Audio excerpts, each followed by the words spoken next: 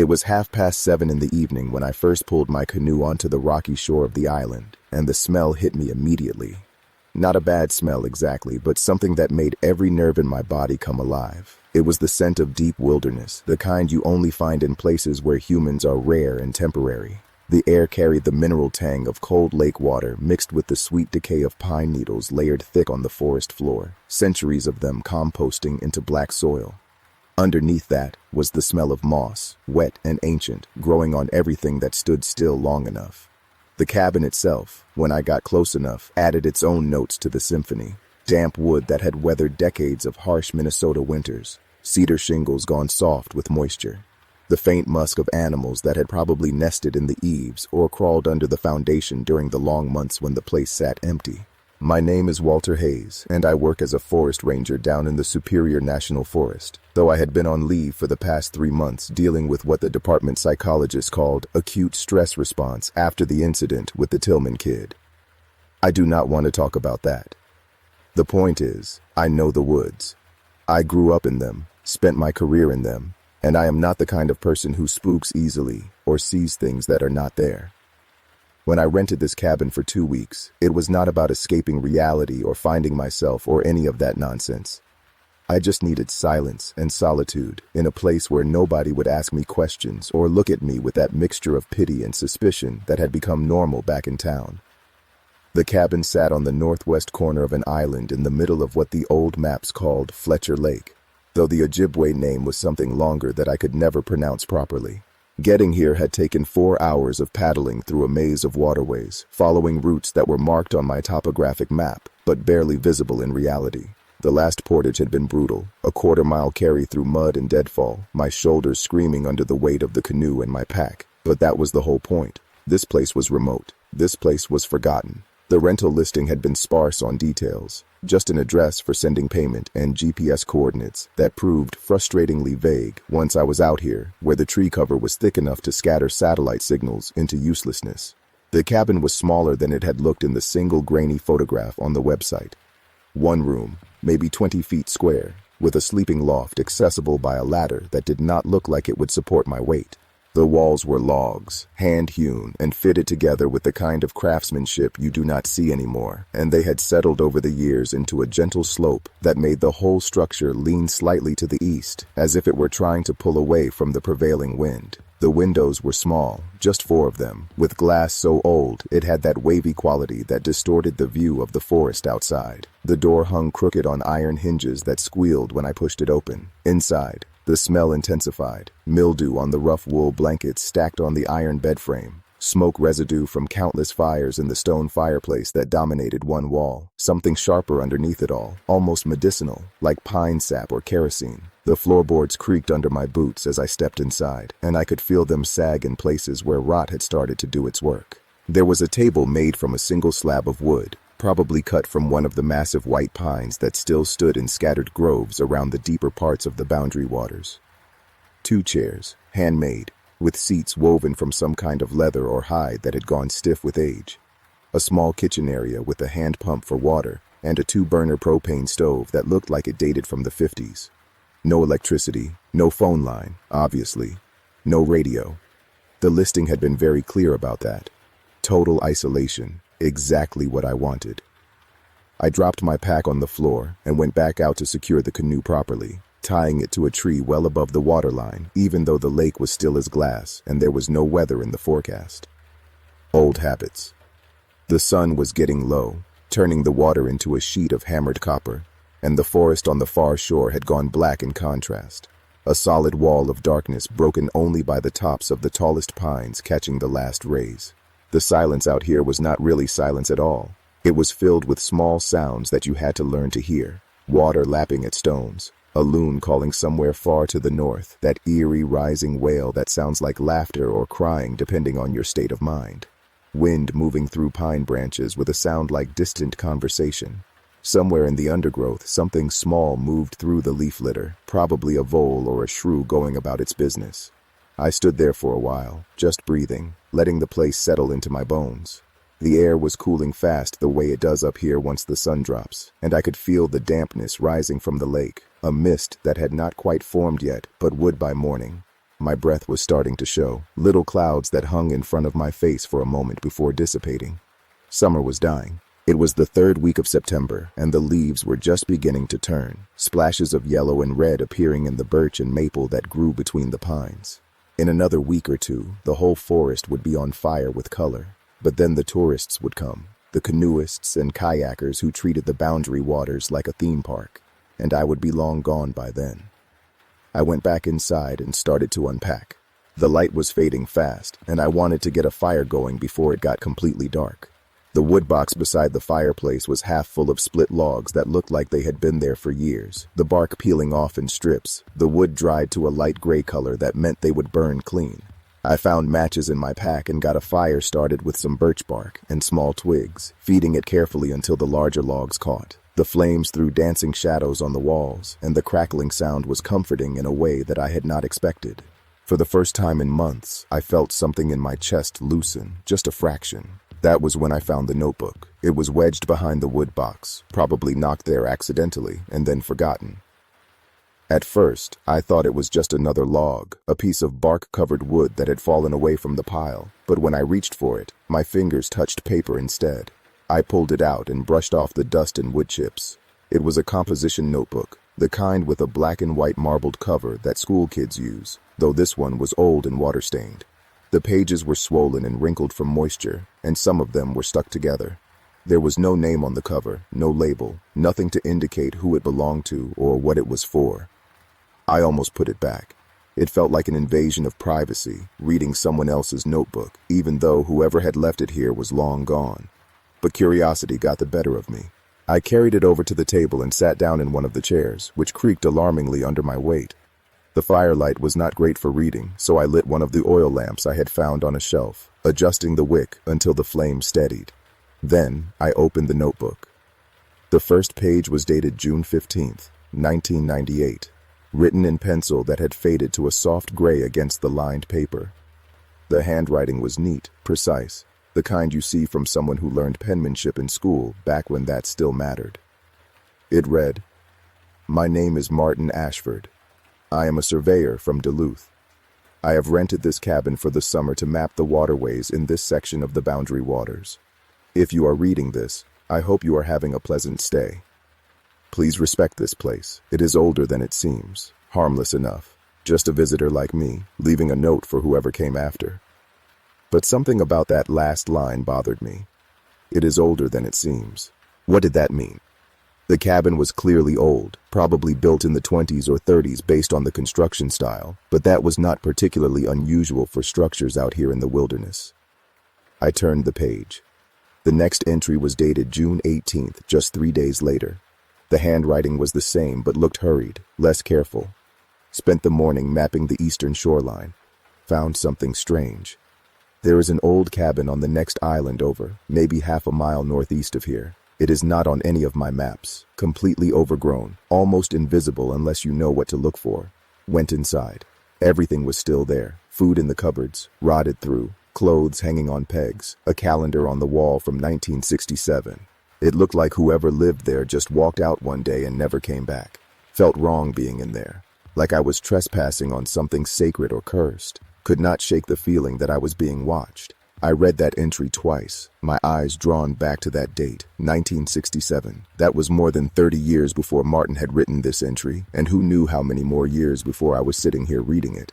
I tried to remember if I had seen another island on my way in, but the truth was that after the third or fourth portage, I had stopped paying close attention to anything except the route marks on my map. The islands all started to look the same after a while. Lumps of rock and pine rising from water so clear you could see the bottom dropping away into darkness. The next several pages were more routine observations, water temperatures, depths at various points, notes about fish populations and bird sightings. Martin seemed to be doing exactly what he said he was doing, conducting a professional survey of the area. His handwriting returned to that neat, controlled script.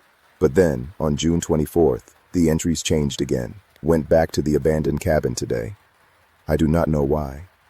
I told myself it was for thoroughness, to document it for my report, but that is a lie. I had to go back. The place draws you. That is the only way I can describe it. I took photographs this time, though I doubt they will come out well in that light. Found a journal in one of the drawers, but the pages were too damaged by moisture to read more than a few words here and there. Names, maybe. Ephraim, Constance. Dates from the 50s and 60s. There were tally marks on one of the walls, carved deep into the wood. I counted them. 347. No idea what they were counting. The feeling of being watched was stronger this time. Not just watched. Studied, like something in the woods was trying to understand what I was doing there, why I kept coming back. I should not go there again. I sat back in the chair, the notebook resting on the table in front of me. The fire had burned down to coals, and I got up to add another log, my mind churning through what I had just read. Martin Ashford. The name was not familiar, but that meant nothing. Hundreds of people passed through the Boundary Waters every year, and most of them left no trace beyond boot prints and campsites. But something about his entries bothered me, a nagging sense that I should know something, should remember something, the feeling of being watched. I knew that feeling, every ranger does. It is part of working in deep wilderness, that constant low-level awareness that you are not alone, that the forest is full of eyes. Usually it is just animals, deer or wolves or ravens keeping track of you as you move through their territory. Sometimes it is other people, hikers or hunters, who are as surprised to see you as you are to see them. And sometimes, rarely, it is nothing you can identify, just a persistent sense that something is paying attention to you in a way that sets your teeth on edge. I turned to the next entry, dated June 27th. Did not sleep well last night. Kept hearing sounds outside the cabin. Footsteps on the rocks. Something scraping against the walls. Told myself it was just animals, raccoons or porcupines. But the sounds were wrong. Too rhythmic. Too deliberate. When I finally worked up the courage to look out the window, there was nothing there. Just the forest and the lake and the moonlight making everything look like a painting. But I swear I saw movement in the trees, something tall and thin slipping between the pines. This morning I found marks in the mud near the shore. They looked like footprints, but the proportions were wrong. Too long, too narrow. The toes, if they were toes, were spread too far apart. I tried to photograph them, but when I went to get my camera, I could not find the marks again, like they had been erased, or like I imagined them. I am not sleeping enough, that must be it. My hands were getting cold, and I realized the fire had died down again while I was reading. I fed it more wood and stood close to the warmth, rubbing my palms together. Outside, full darkness had fallen. The windows showed nothing but black glass reflecting the lamplight back at me. I could not see the lake or the trees or anything beyond the cabin walls, and for the first time since arriving, I felt the weight of the isolation pressing down on me. There was no one within miles, no way to call for help if something went wrong. The nearest ranger station was a full day of paddling away, assuming I could find my way back through the maze of waterways in the dark. I looked back at the notebook, still lying open on the table. Part of me wanted to close it, to shove it back behind the wood box and forget I had ever found it. But I needed to know what had happened to Martin Ashford. I needed to know if he was just a paranoid surveyor who had spent too much time alone in the woods, or if there was something real behind his fears. I sat back down and continued reading. June 29th. I went to the abandoned cabin again. I know I said I would not, but I had to. The pull is too strong now. I cannot explain it. It is like the place is calling to me, a frequency I can hear but cannot quite understand. I brought tools this time. A crowbar and a flashlight. I wanted to see if there was a basement, some explanation for why the cabin felt so wrong. The floor was solid, no trapdoor, no hidden compartments. But in the back corner, under what used to be a bed, I found loose floorboards. When I pried them up, there was a space underneath, a crawl space maybe 2 feet deep. It was filled with bones, not human. I do not think they were human. Too many of them, too jumbled together. Deer, probably, or other forest animals, but arranged in patterns, circles, and spirals that could not have been natural. And in the center, wrapped in rotted cloth, was a book. Not a journal this time, something older. The pages were made from some kind of animal hide, and the text was handwritten in a language I did not recognize. The letters looked almost like runes, angular and harsh. I took the book. I should not have, but I did. It is sitting on my table right now as I write this. I am afraid to open it again. When I looked at it in the cabin, in that dim light filtering through the dirty windows, I felt something shift in my mind, like a door opening that should have stayed shut. I saw things in the text, in the spaces between the symbols, faces, eyes, mouths opening and closing without sound. I am going to burn it tomorrow. I have to. My heart was hammering now, a sick feeling growing in my stomach. I flipped ahead several pages, looking for the next entry. The handwriting had deteriorated, the letters slanting and uneven. July 2nd. I did not burn the book. I tried. I carried it down to the shore, built a fire, and threw it into the flames. The binding would not catch. The pages would not even singe. After half an hour, I pulled it out and it was cool to the touch, completely untouched by the heat. So I brought it back inside. What else could I do? I have been reading it. Not reading exactly because I still cannot understand the words, but looking at it, studying the symbols. The more I look, the more I see. The patterns start to make sense after a while. They describe something. A ritual, maybe. Or a map. Not a map of places, but a map of spaces between places. Thin places. That is what the book calls them. Thin places where the boundaries are weak and things can slip through. The boundary waters are full of them. I think that is why this place has that name. Not because it is on the boundary between the United States and Canada, but because it sits on a boundary between here and somewhere else. I keep hearing the footsteps at night. They circle the cabin, slow and patient, like whatever is making them has all the time in the world. Last night I counted the circuits, 47 times around before they stopped. When I looked out this morning, there were no tracks, but the grass was pressed down in a perfect circle around the cabin, like something heavy had walked there over and over. The trees nearest the cabin look wrong now. The bark is darker, almost black, and there is a smell coming from them. Sweet and rotten at the same time, like meat left in the sun. I do not think I can leave. I tried yesterday, packed my canoe, loaded all my gear, pushed off from the shore, but after paddling for what felt like an hour, I looked up and I was back at the island. The cabin was right there in front of me, exactly as I had left it. I tried 3 more times, same result. The waterways keep turning back on themselves, folding in ways that do not make sense. I am trapped here. I flipped through more pages, my hands shaking now. The entries became shorter, more fragmented. July 5th. They came into the cabin last night. I did not see them. I kept my eyes closed, pretended to sleep. But I felt them moving around me, their breath cold on my face, long fingers touching my hair, my arms, my feet, counting my ribs. When they left, I found marks on my skin. Not scratches, symbols, the same ones from the book. They are marking me, claiming me. July 7th. I understand now. The book is not instructions. It is a warning. The people who lived in that abandoned cabin, they were trying to keep something contained. The bones, the patterns, the symbols carved into the walls. All of it was meant to hold it back, to keep it in the thin places where it belongs.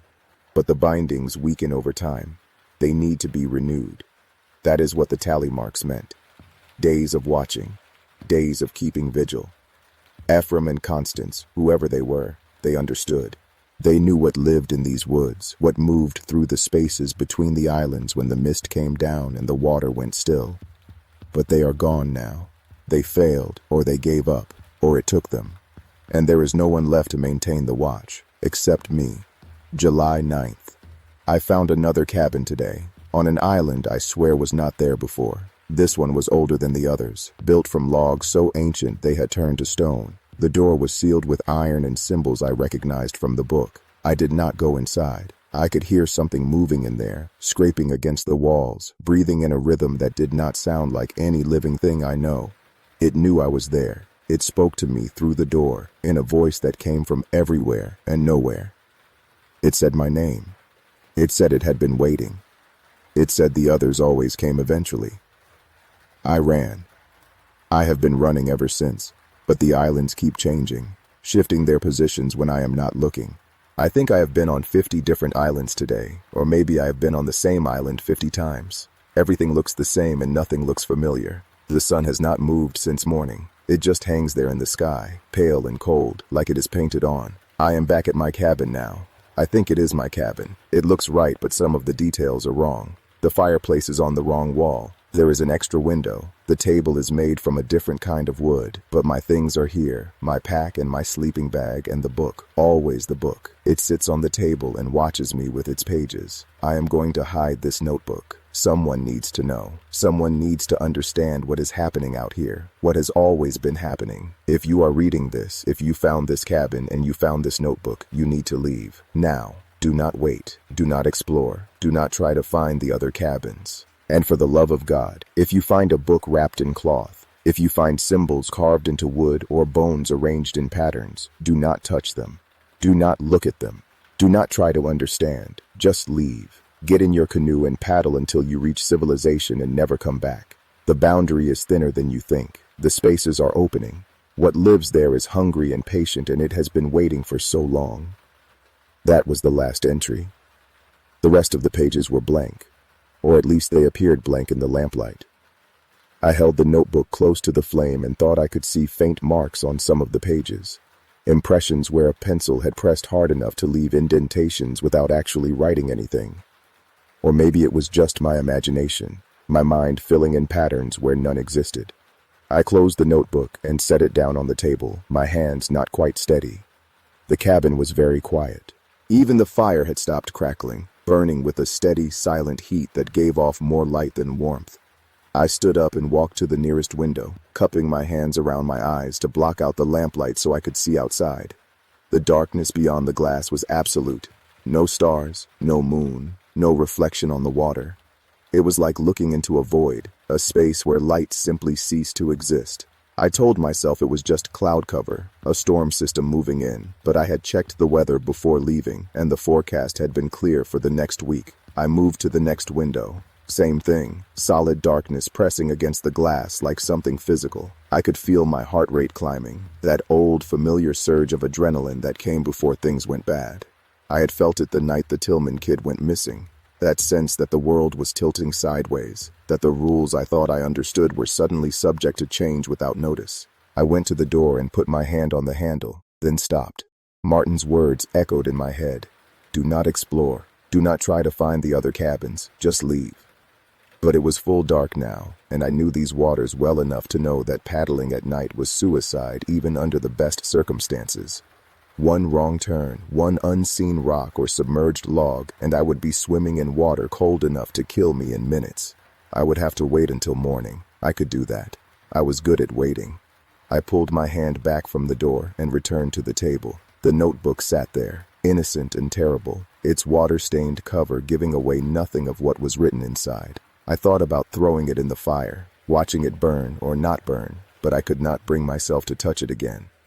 Instead, I pulled my pack over and dug through it until I found my own notebook, the small waterproof one I used for making notes on trail conditions and wildlife sightings. I opened to a blank page and started to write, documenting everything I had read, trying to get it down in my own words so I could make sense of it. I wrote for maybe 20 minutes before I noticed the sound. It was very faint at first, so quiet that I thought it might be the wind or the settling of the old cabin's timbers. But as I sat there, pen poised over paper, the sound grew clearer.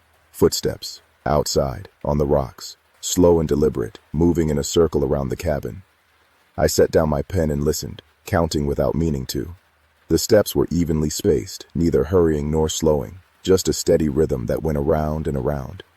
I got up and went to the window again, pressing my face close to the glass, but there was nothing to see. Just that terrible darkness and my own reflection, pale and frightened, staring back at me. The footsteps continued.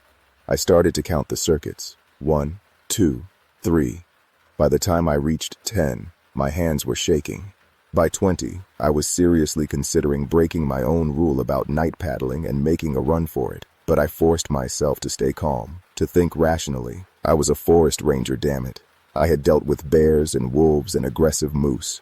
I had survived 3 nights trapped in a snowstorm with nothing but emergency supplies. I was not going to be spooked by footsteps that could easily be explained by a deer or a curious otter or any number of perfectly normal forest animals. Except deer do not walk in circles, and the footsteps were too heavy, too purposeful. At 30 circuits, the footsteps stopped. The silence that followed was worse than the sound had been. I stood by the window, barely breathing, waiting for whatever came next. That was when I saw it. Not at the window I was looking through, but reflected in the glass, visible only because of the lamplight behind me.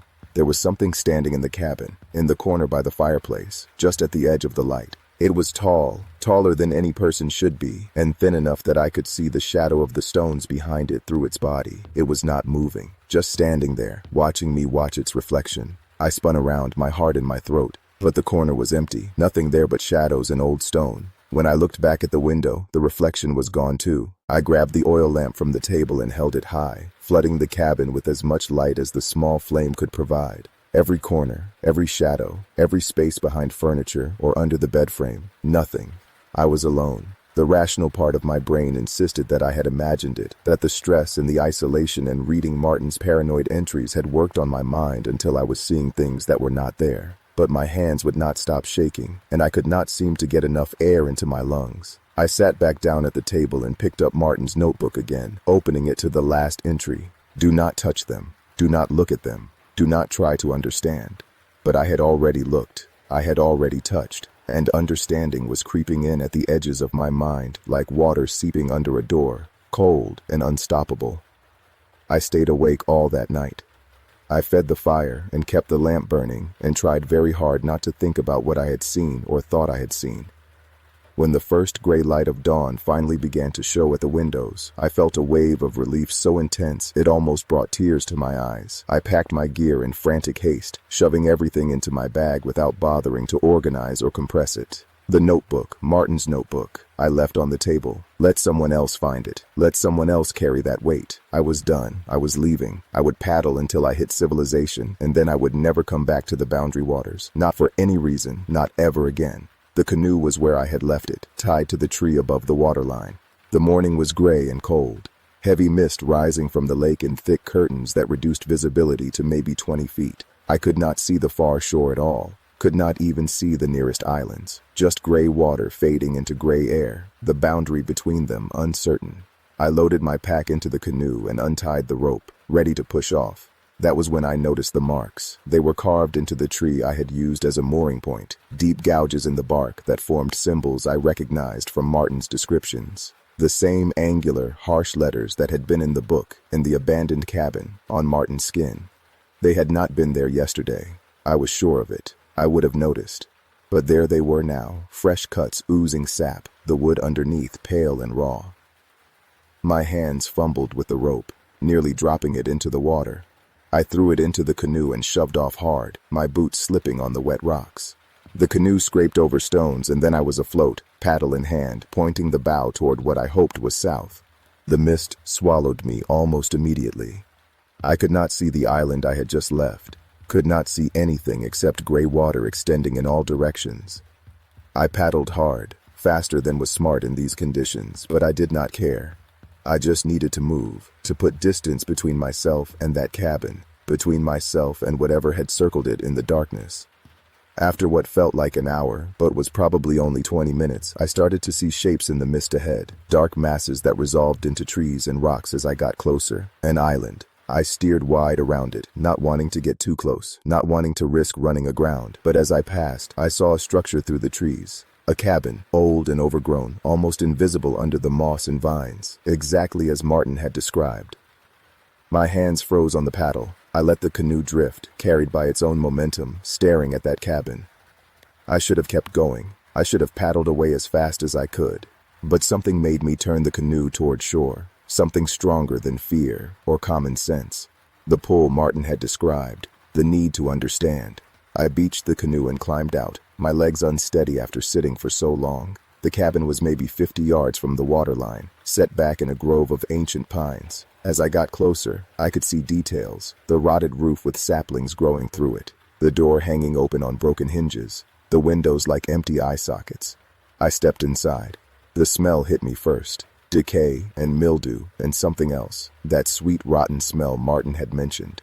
The floor was covered in debris, fallen ceiling beams and piles of leaves and the remains of small animals. But in the back corner, under what had once been a bed frame, I could see the loose floorboards Martin had described. I knelt down and pulled them up. The crawl space underneath was exactly as he had written. Bones arranged in careful patterns, circles within circles, spirals that seemed to draw the eye inward, and in the center, a bundle of rotted cloth.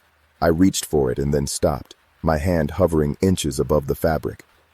Every instinct I had was screaming at me to leave it alone, to run, to get back in the canoe and never stop paddling. But I could not. The pull was too strong. I picked up the bundle and unwrapped it carefully. The book inside was just as Martin had described. pages made from hide, covered in angular symbols that hurt to look at directly. I opened it to a random page and felt that same sensation he had mentioned, like a door opening in my mind, like something reaching through and touching thoughts that should have been private. I saw things in the symbols, not words exactly, but meanings, impressions. The book was not written in a language at all. It was written in something older, something that bypassed language entirely and spoke directly to whatever part of the brain understood fear and hunger and desire. It showed me the thin places, the spaces between the islands where reality wore thin like old cloth, where things that should not exist could push through if they were patient enough, if they were hungry enough. It showed me the watchers, the ones who had tried to maintain the boundaries over the years, Ephraim and Constance, others before them, names lost to time, and after them, Martin, and after Martin, me. Because that was how it worked. Someone always came. Someone always found the cabin, found the book, read the warnings that were never really warnings at all but invitations. The book showed me what lived in the thin places. I do not have words for it. Language is not equipped to describe something that exists partially in our world and partially in spaces our minds were not designed to perceive. But I understood, in that moment of terrible clarity, that it had been here long before humans walked these forests, before the Ojibwe gave names to the lakes, before the pines grew tall. It had been here when the boundary between worlds was thinner, when things moved freely between spaces, and it wanted that freedom again. I slammed the book shut and dropped it, scrambling backward until my back hit the cabin wall. My heart was racing so fast I could feel it in my throat, and black spots were dancing at the edges of my vision. I had to get out. I had to leave. But when I turned to the door, I found I could not remember which direction I had come from. The cabin had seemed to rotate while I was looking at the book, or maybe the world outside had shifted. Every direction looked the same, gray mist and dark trees, and the sense that something vast was watching, waiting to see what I would do next. I stumbled out of the cabin and ran for where I thought the shore should be, branches whipping at my face, my feet catching on roots and rocks. The mist was thicker now, so thick I could barely see my own hands when I held them in front of me. I could hear water, but I could not tell which direction it was coming from. The sound seemed to surround me, lapping at invisible shores in every direction. Then I broke through the tree line, and there was my canoe, exactly where I had left it, and I nearly sobbed with relief. I shoved it into the water and jumped in, not caring that I got my boots soaked, not caring about anything except getting away from that island. I paddled blindly into the mist, not bothering with direction, just moving. Minutes passed, or maybe hours. The mist never lifted. I passed islands that loomed out of the gray like surfacing whales, and on every single one I could see structures. Cabins, some new, some old, some so ancient they were barely distinguishable from the landscape. All empty, all watching. My arms were burning from paddling, and I was starting to get disoriented. The cold water had soaked through my boots and my pants, and I could feel the beginning of hypothermia making my thoughts slow and thick. I needed to stop, to get warm, to think clearly. But every island I passed filled me with such intense dread that I could not bring myself to beach the canoe. Then, ahead of me in the mist, I saw something different. A larger island, maybe, or a peninsula. The trees looked different, more varied, and I could see what looked like a dock. A real dock, made from milled lumber, with metal cleats and everything. Civilization. I paddled toward it with the last of my strength. As I got closer, I could see a building through the trees. Not a cabin, a ranger station. I recognized the green paint and the style of construction. I had been in a dozen stations just like it. I nearly capsized the canoe in my haste to reach the dock. I tied up and climbed out on legs that would barely support my weight. The station looked closed up for the season, shutters over the windows, a chain across the door. But there was a radio antenna on the roof, and where there was an antenna, there might be power, might be a way to call for help. I tried the door and found it locked. I considered breaking a window, but then noticed the lockbox mounted beside the door. The kind rangers use to store emergency keys. I knew the combination. We all used the same one, changed yearly according to a pattern every ranger in the district memorized. I tried the code for this year, and the box clicked open. The key was inside. I unlocked the door and stumbled into the ranger station, pulling the door shut behind me and throwing the deadbolt. The interior was dark and cold and smelled like mouse droppings and mildew, but it felt safer than anything I had experienced in the last 12 hours. I found the radio setup and tried to power it on, but the batteries were dead and the solar panels would not be generating anything in this perpetual mist. I slumped against the desk, fighting the urge to just curl up on the floor and sleep. That was when I saw the notebook. It was sitting on the desk, right in the center, like someone had left it there deliberately. The same kind of composition notebook, the same water-stained cover. I reached for it with hands that did not feel like my own anymore, fingers numb from cold and shock. I opened it to the first page. My name is Samuel Greenwood. I am a ranger from the Superior National Forest. I rented a cabin on Fletcher Lake to get away from the stress of the job. If you are reading this, you need to listen. The boundary is thin here. The spaces are opening, and it is patient.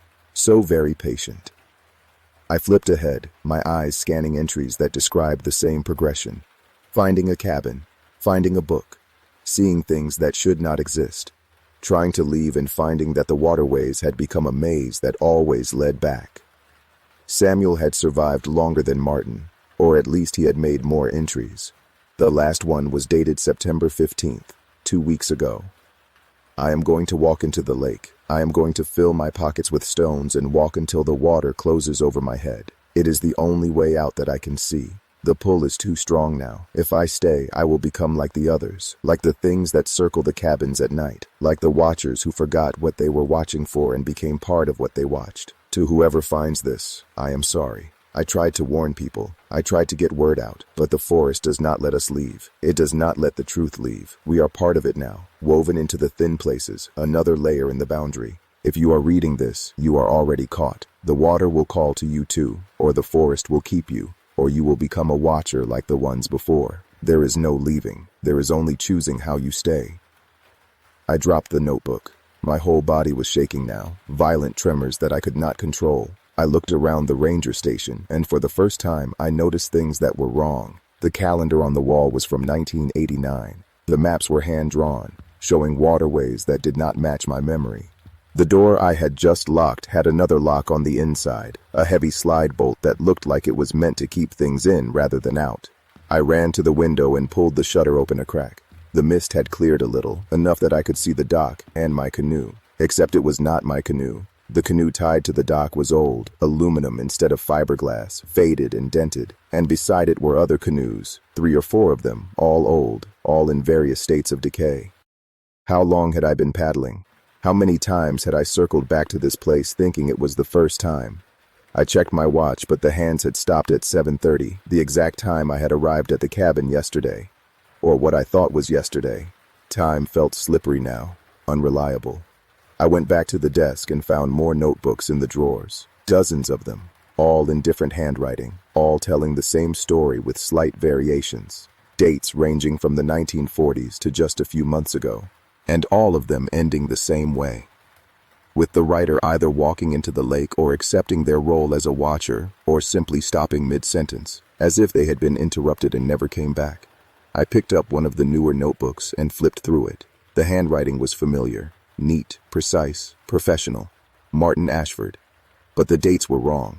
This notebook was dated 2018, 20 years after the one I had found in the cabin. 20 years of entries describing the same events over and over, finding the abandoned cabin, finding the book, trying to leave, failing. I went through more notebooks. Some of them had my own name at the top of the first page, Walter Hayes. But the handwriting was not quite mine. The dates were different, the details varied, as if multiple versions of me had ended up here, all of them thinking they were the first, all of them writing their warnings and leaving their notebooks for the next person to find. I wanted to scream. I wanted to break things. I wanted to wake up and find that the last 2 days had been a nightmare brought on by stress and isolation. But the cold air on my face was real. The rough wood of the desk under my hands was real. The notebooks full of warnings were real. I sat down and pulled my own notebook from my pack, the waterproof one I had been writing in at the cabin. I opened it to the first page where I had started documenting Martin's entries. But the pages were not blank before my writing started. They were full.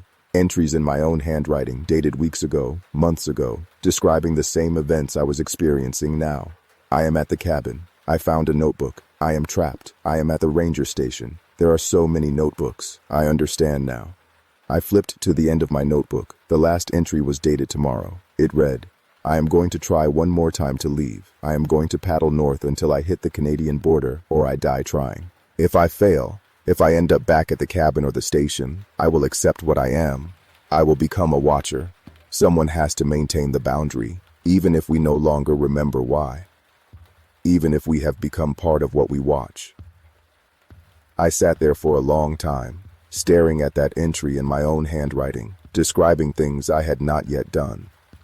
The sun was setting or rising, or maybe just the mist was changing color, shifting from gray to a darker gray that could have been twilight or dawn. I could not tell anymore. I stood up and walked to the door. I could go back to the canoe. I could paddle north like the entry said I would. I could try to find a way out, even though I knew now that there was no way out, that the boundary had closed around me the moment I stepped onto that first island, maybe even before that, maybe the moment I decided to come here.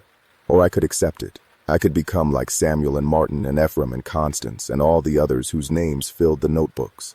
I could become a watcher, one of the things that circled cabins at night and carved symbols into trees and tried, in whatever capacity remained to us, to maintain the barriers between worlds. I thought about the thing I had seen in the window, tall and thin and not quite solid. I thought about the footsteps circling the cabin. I thought about Martin's final entries and Samuel's decision to walk into the lake.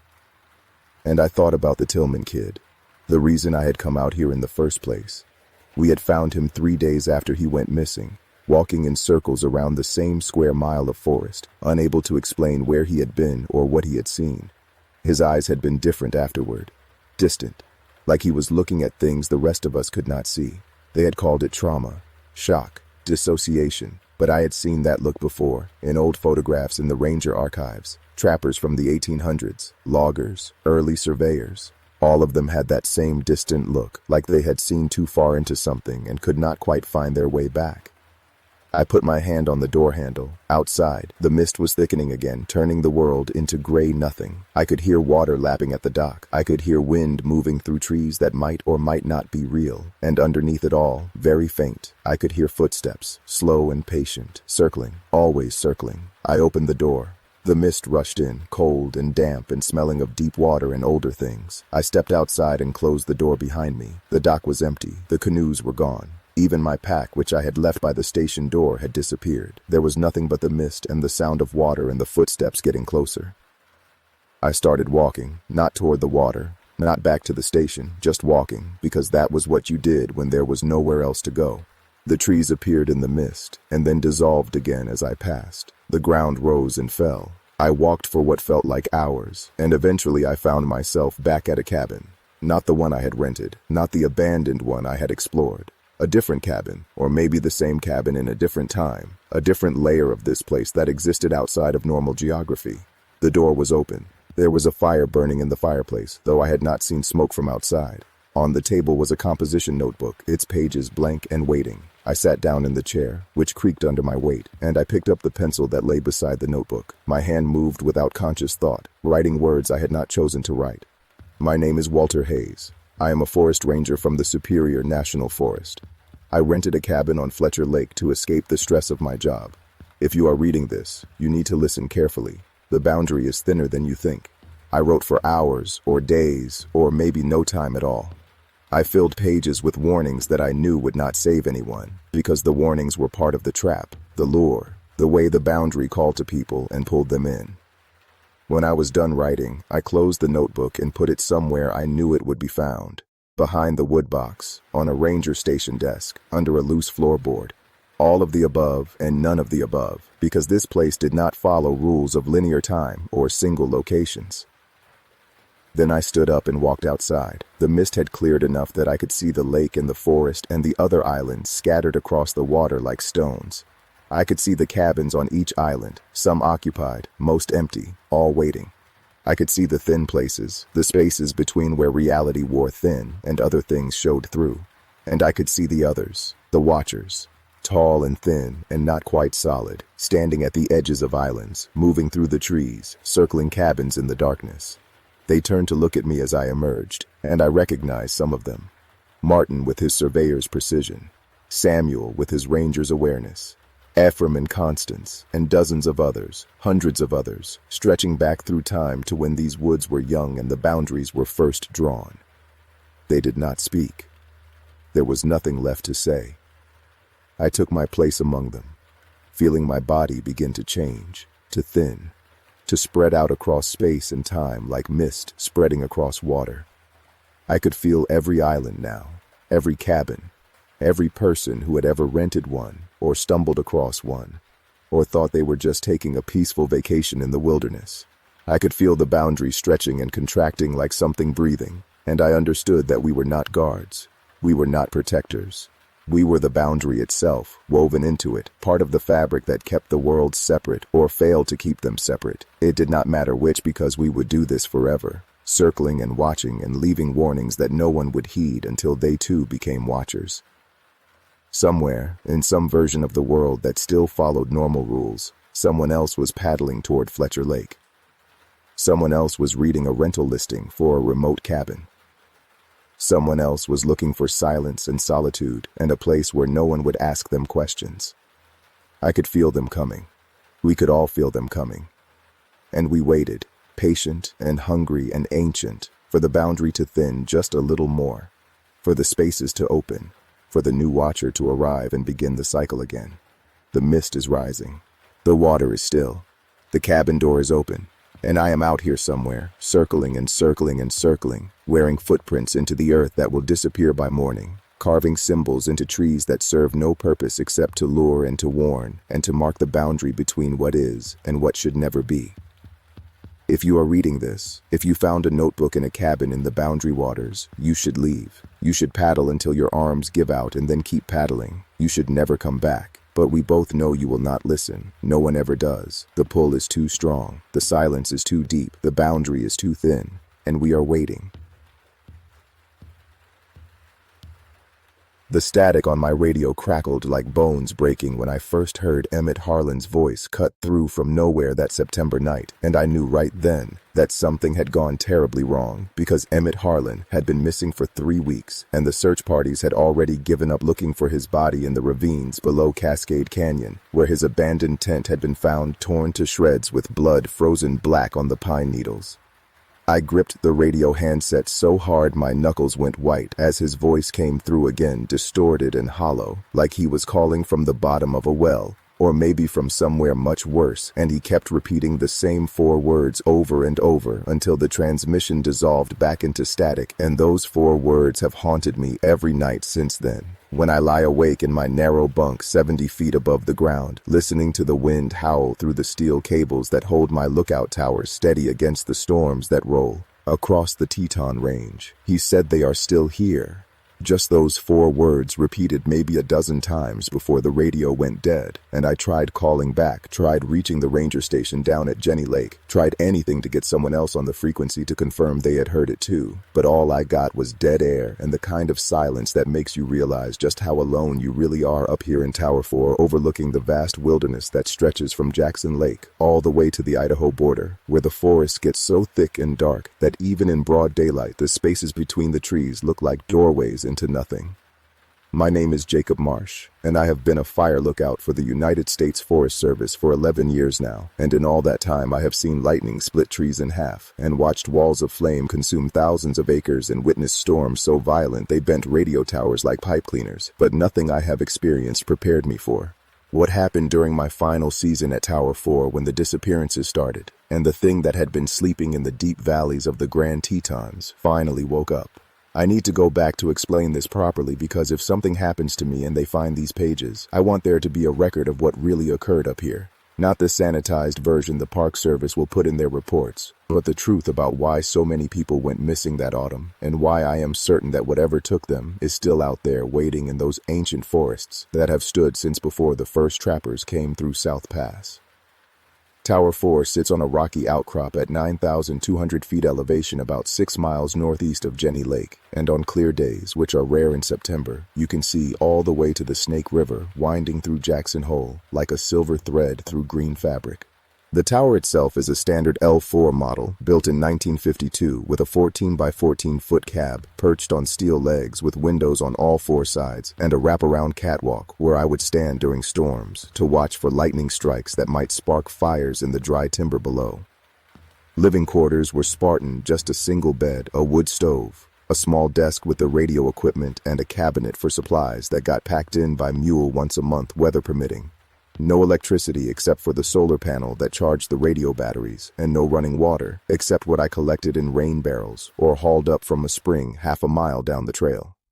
Most lookouts loved the solitude, and I was no exception, because after my tour in Afghanistan, where I spent 2 years watching the mountains along the Pakistan border for movement that usually meant someone was about to try to kill us, I found the empty wilderness of Wyoming to be exactly the kind of quiet I needed to forget the things I had seen over there. But this was a different kind of quiet, the kind that made you feel like something was holding its breath, waiting for you to look away so it could move closer. The first disappearance happened on August 28th, when a geology student from the University of Montana named Sarah Chen went missing somewhere between Amphitheater Lake and Surprise Lake on what should have been a straightforward day hike along a well-marked trail. I had actually seen her that morning through my binoculars, a small figure in a red jacket moving steadily up the switchbacks, and I remembered thinking she was making good time for someone carrying what looked like a heavy pack full of rock samples. The weather was perfect that day, clear skies, light breeze, temperature in the low 70s, and visibility unlimited, which is Weather Service speak for, you can see forever. I logged her position at 10:15 a.m. in my observation journal like I did for all hikers I spotted in my sector, not because I was supposed to, but because it helped pass the time, and occasionally helped search and rescue narrow down where to look when someone did not make it back to their car. Sarah Chen never made it back to her car. Her red Toyota Corolla sat in the Lupine Meadows parking lot for 3 days before anyone reported her missing, and by then the afternoon thunderstorms had washed away any tracks she might have left off trail. The search teams found her backpack 4 days later, sitting perfectly upright in the middle of the trail like she had just set it down to take a photo and walked away. But there was no sign of Sarah anywhere, and the really strange part was that all her equipment was still in the pack, including her cell phone, her GPS unit, her geological hammer, and 30 pounds of rock samples she had carefully labeled and wrapped in newspaper. Nobody leaves their pack like that. Especially not someone trained in wilderness protocols like Sarah had been, and definitely not someone who had invested that much effort in collecting samples. But there, it sat like a monument to her absence, and when I heard about it over the radio, something cold settled into my stomach because I had seen that exact thing before. 3 years earlier, a ranger named Boyd Hutchinson had found a similar scene on the Paintbrush Divide Trail, where a climber's fully loaded pack sat upright in the middle of the trail, with no sign of its owner anywhere in the surrounding terrain. That climber, a 40-year-old investment banker from Connecticut named Marcus Webb, was never found, despite one of the largest search operations in park history, and his disappearance was eventually attributed to a probable fall from one of the exposed sections of trail, where a body might tumble thousands of feet into inaccessible terrain. But Boyd told me something when he stopped by my tower later that season that he had not put in his official report. He said the pack had been warm when he found it, like someone had been wearing it moments before, even though it had been sitting there for at least 2 days, based on when Marcus had last been seen. And he said there was something else too, something he could not quite explain about the way the forest had felt around that spot on the trail. He used the word wrong, like the trees were all facing the wrong direction, or the shadows were falling at angles that did not match the position of the sun, and he said he had hurried out of there as fast as he could and had never gone back to that section of trail again. Boyd transferred to Yellowstone the following spring, and I heard he quit the Park Service entirely a year after that, and now he runs a hardware store in Billings and will not talk about his time in the Tetons at all. After Sarah Chen disappeared, I started paying closer attention to the patterns of hikers in my sector and keeping more detailed notes about where I saw them and when they passed certain landmarks.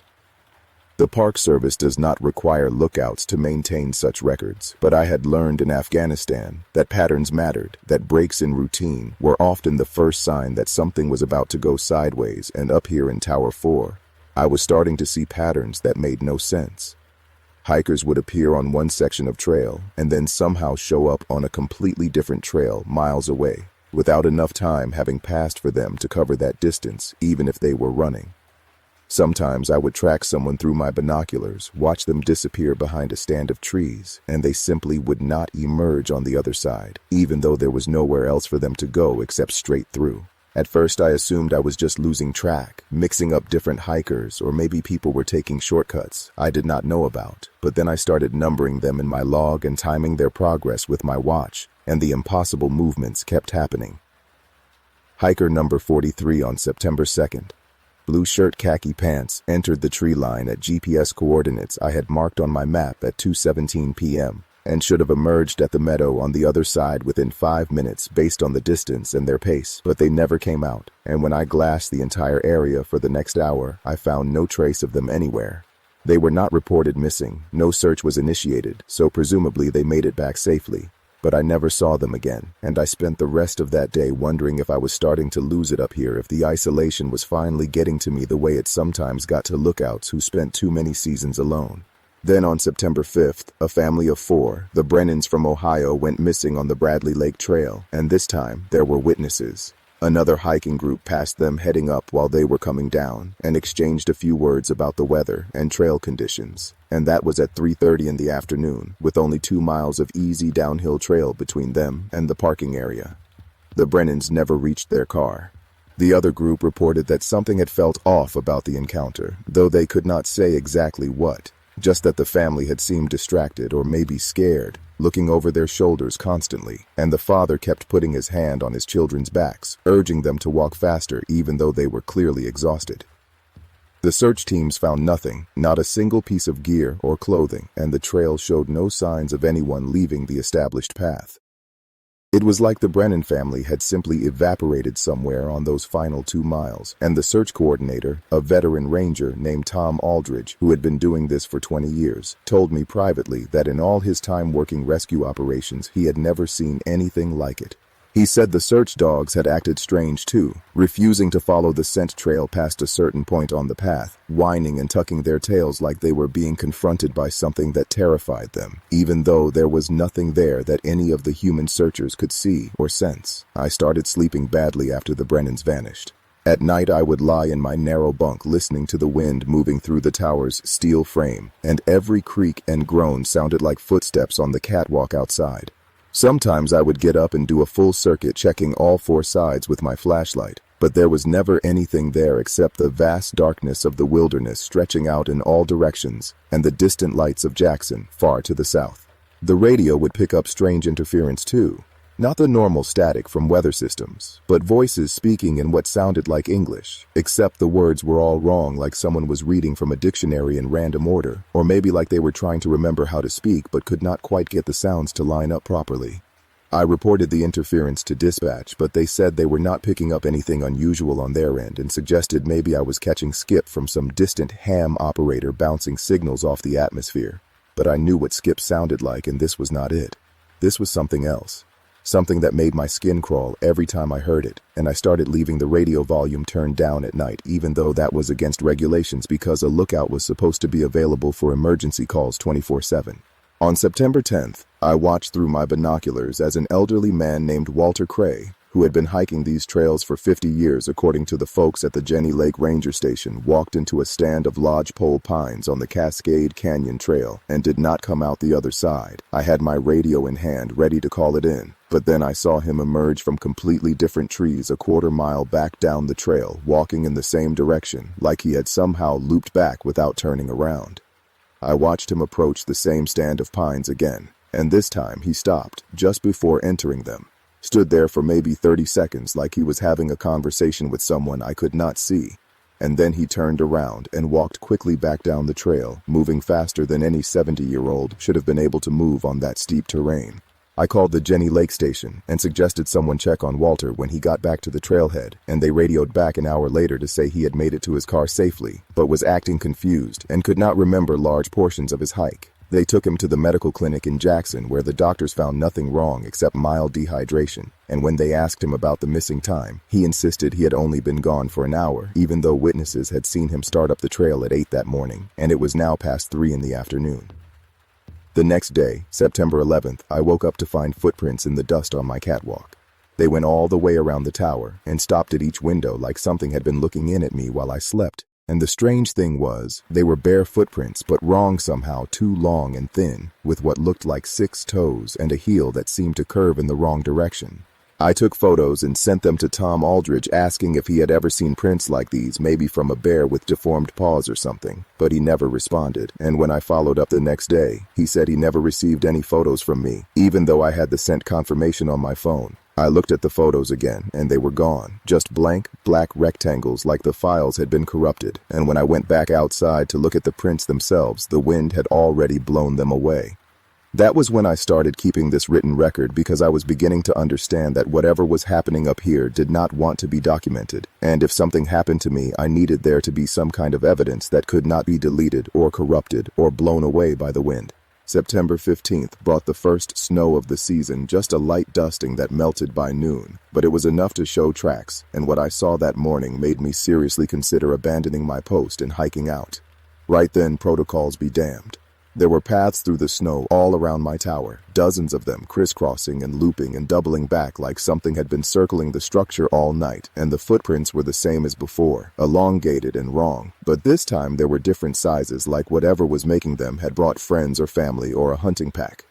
The tracks led off in all directions into the forest, but they also converged on one spot, about 50 yards from the tower, where the snow had been completely cleared away in a perfect circle, maybe 20 feet across, and in the center of that circle, the ground was black and scorched, like something incredibly hot had rested there. I radioed this in to dispatch, and they said they would send someone up to check it out, but nobody came that day or the next. And when I asked about it again, they seemed confused about what I was talking about and had no record of my earlier call. That was also the day I noticed the birds had gone silent. Usually, even in September, there were Clark's nutcrackers and mountain chickadees making noise all day. But now the forest around my tower was completely quiet except for the wind, and even that seemed muted somehow, like the sound was being absorbed before it could travel very far. On September 18th, Emmett Harlan disappeared.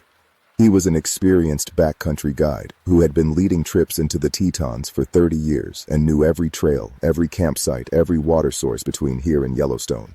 He had taken a solo trip into Death Canyon, which despite its name is actually one of the most beautiful valleys in the park, to scout a route for a photography workshop he was supposed to lead in October. His plan was to be gone for 3 days, and he had filed all the proper permits and left detailed itineraries with both his wife Margaret and the ranger station. I had actually spoken to him on the radio the morning he left because he wanted to know about weather conditions on the Alaska Basin side of the divide, and I told him it looked clear, but to watch for afternoon buildup over the peaks.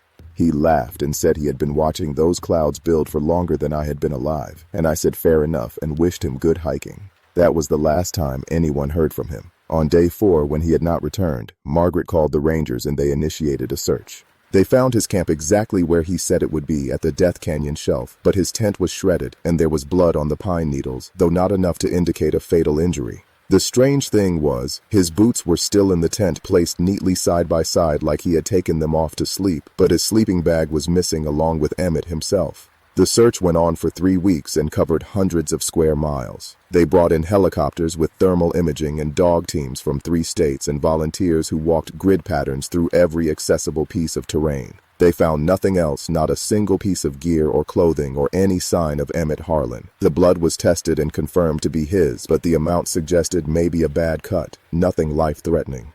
The tears in the tent fabric were analyzed, and the experts could not agree on what had caused them. They were too clean to be from claws, but too irregular to be from a knife, and the fabric had been pulled apart from the outside with tremendous force. One of the searchers told me privately that it looked like something had reached in and grabbed whatever was inside. The official report concluded that Emmett had likely suffered some kind of medical emergency, maybe a stroke or psychotic break, that caused him to leave his tent in a confused state and wander into the backcountry, where he died from exposure in a location that had not been searched. Margaret did not believe it, and neither did anyone who actually knew Emmett. He was tough as boot leather and sharp as a tack even at 62 years old, and the idea that he would wander off barefoot in the middle of the night made no sense at all. But the search was called off and life went on, except for Margaret, who moved back to her sister's place in Denver, and except for me up in my tower, starting to realize that something was very wrong in these mountains. The night of September 21st, I saw lights moving through the forest below my tower. Not flashlights or headlamps, but something softer and more diffuse like bioluminescence, except wrong-colored, a sick, greenish yellow that made my eyes water to look at directly. The lights moved in patterns that made no sense, sometimes accelerating to impossible speeds, sometimes stopping dead for minutes at a time, sometimes moving straight up into the air or down into the ground. I counted 17 of them at one point, all moving independently, but somehow coordinated like they were searching for something or maybe hurting something. I watched them for 3 hours, barely blinking, afraid that if I looked away, they would be at my tower when I looked back, and then just before dawn, they all converged on a single point about a mile from my position and flared so bright, I had to shield my eyes. When I could see again, they were gone, and the forest was dark and silent. I marked the location on my map and thought about hiking out there to investigate, but something deep in my gut told me that would be the last mistake I would ever make. On September 23rd, the thing that had been taking people finally came for someone I knew personally. Russell Pike was a seasonal ranger, just 24 years old, fresh out of college with a degree in forestry and more enthusiasm than sense. He reminded me of myself at that age, all bright-eyed and eager to save the wilderness from fire and tourists and whatever else threatened it. He had stopped by my tower a few times over the summer to shoot the breeze and borrow books from my small library, and I had grown fond of the kid, even though he talked too much and had opinions about everything. He was doing a routine patrol of the Cascade Canyon Trail, checking permits and campsites and educating hikers about bear safety, when he radioed in to report something strange. He said he had found a section of trail where all the trees for about 30 yards on either side had been bent away from the path at 90-degree angles, like something massive had pushed through, but the trees were not broken, just bent, and they were staying that way, even though there was no wind.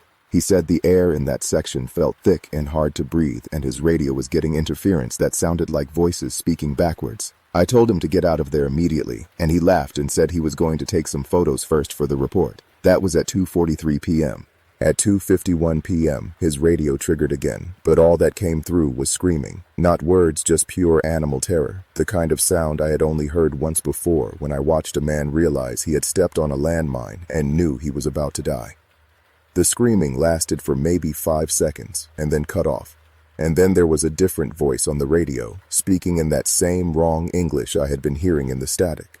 It said the trees remember everything, Jacob Marsh. They remember when the first men came through these mountains, and they remember what came before the men and what will come after, and you should not be here when the remembering becomes real.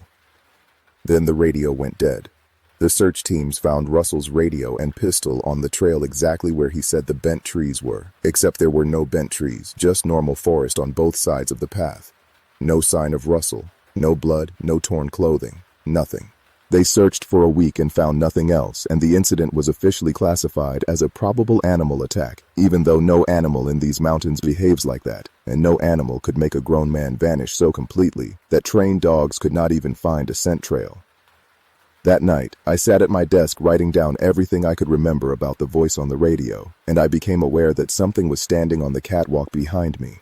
I could feel it there, a presence that made the air feel heavy and cold and wrong, and I knew with absolute certainty that if I turned around to look at it, I would either die or go insane, or maybe both. So I kept writing, and eventually the feeling passed, and when I finally worked up the courage to look outside, there was nothing there except a single handprint on the window. It had 6 fingers, and the palm was concave, like the bones were structured in reverse, and there were symbols pressed into the glass that hurt to look at and made no sense to my human eyes. I tried to photograph it, but my phone shut off every time I pointed it at the window, and when the sun came up, the handprint faded like frost. On September 25th, I made the mistake of hiking down to the spring for water, even though every instinct told me to stay in my tower. The trail was only half a mile, but it wound through dense forest and dropped 300 feet in elevation through a series of switchbacks that limited visibility to maybe 20 feet in any direction. I had made this hike dozens of times over the summer, but this time felt different from the moment I left the tower. The forest was too quiet, and the shadows were too dark, and the air had that thick quality Russell had described like breathing through wet wool. I made it to the spring without incident, and filled my water containers as quickly as I could, but on the way back up I heard footsteps following me. Not the random sounds of animals moving through the underbrush, but deliberate, measured steps that stayed exactly the same distance behind me, no matter how fast or slow I walked. I stopped, and they stopped. I started again, and they started. I never looked back because I knew somehow that looking back would be an invitation, would be permission for whatever was following me to close the distance between us. I made it back to my tower and locked myself in and watched through the windows as something large and dark circled the structure for the rest of the day, never quite coming into clear view, but always there at the edge of my vision.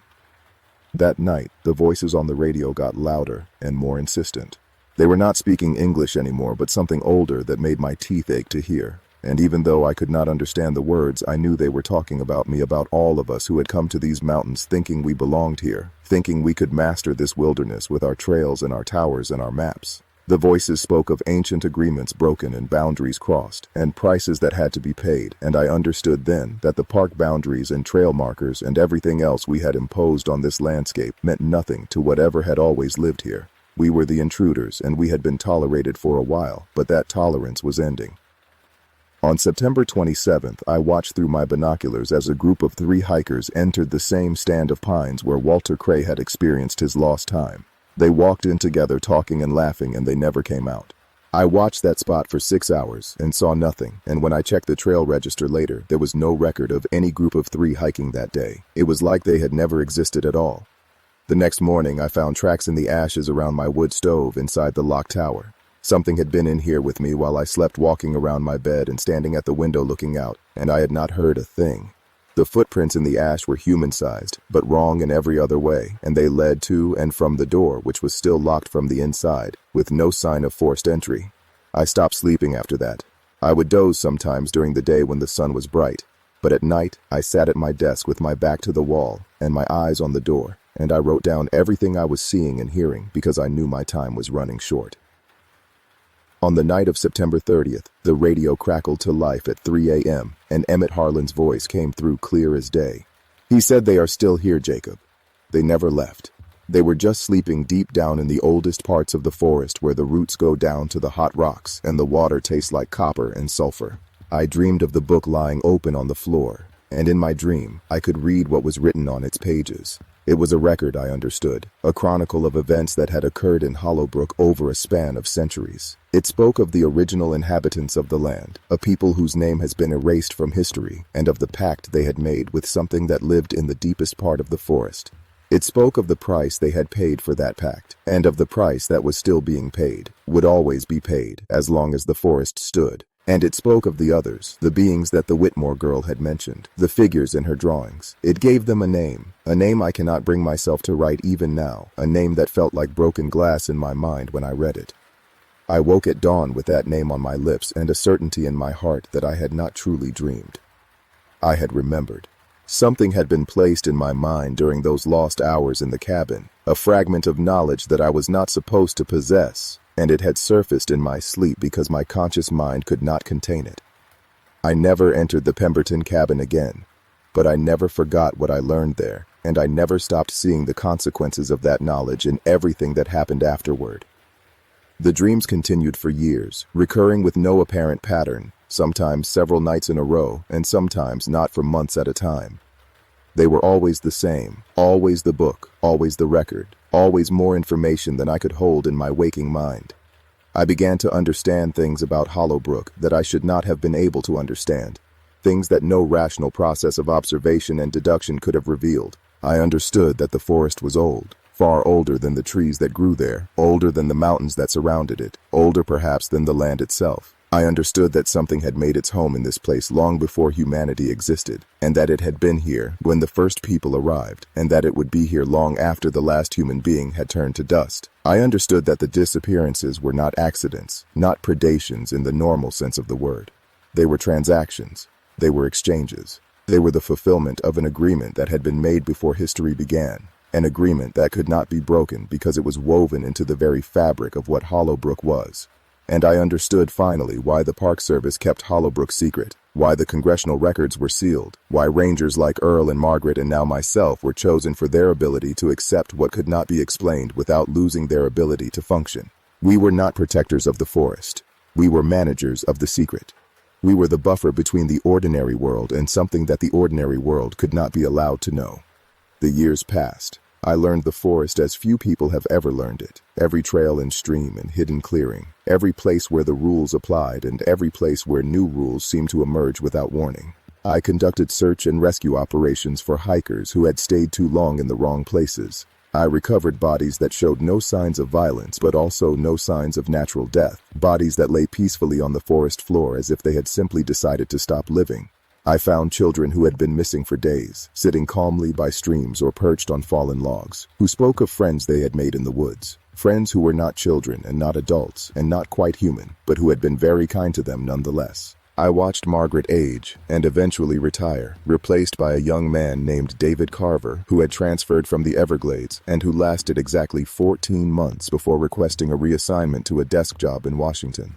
I watched Earl grow old and frail and finally die of a heart attack in the winter of 2009, collapsing on the porch of the ranger station he had called home for 43 years. I buried him myself in a small plot behind the station that held the remains of 6 other rangers who had served at Hollowbrook and who had chosen to be buried in the place that had defined their lives. I presided over the funeral alone, because there was no one else who understood what Earl had meant to this place, no one else who could have spoken the words that needed to be spoken. After Earl died, I became the senior ranger at Hollowbrook, the keeper of the rules and the guardian of the secret.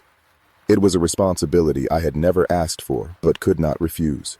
The forest had chosen me, in some sense that I still do not fully understand. It had marked me during those lost hours in the Pemberton cabin, and that mark had bound me to this place in ways that transcended employment or assignment or even personal choice. I could have left, technically. I could have requested a transfer, could have retired, could have simply walked away and never returned. But I knew, with a certainty that went beyond knowledge, that if I did so, something would follow me. Not immediately, perhaps, not obviously, but eventually, inexorably, the forest would reclaim what it had touched.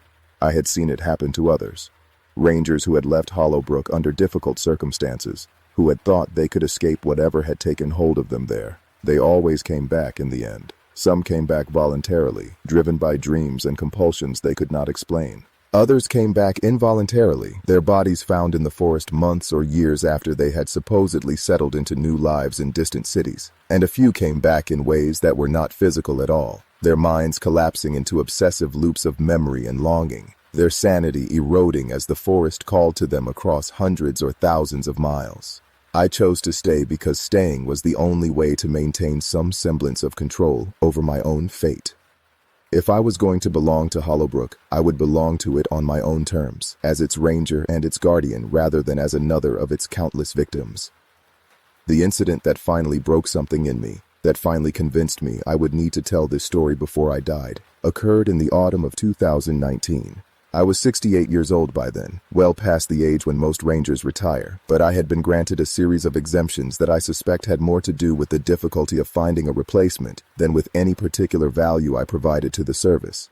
I was conducting a routine patrol of the northern boundary when I received a radio call from the Ashford's Mill Sheriff's Office. A group of hikers had failed to return from a planned overnight trip, and the sheriff wanted to know if any of my rangers had seen them. There were 3 in the group, according to the report.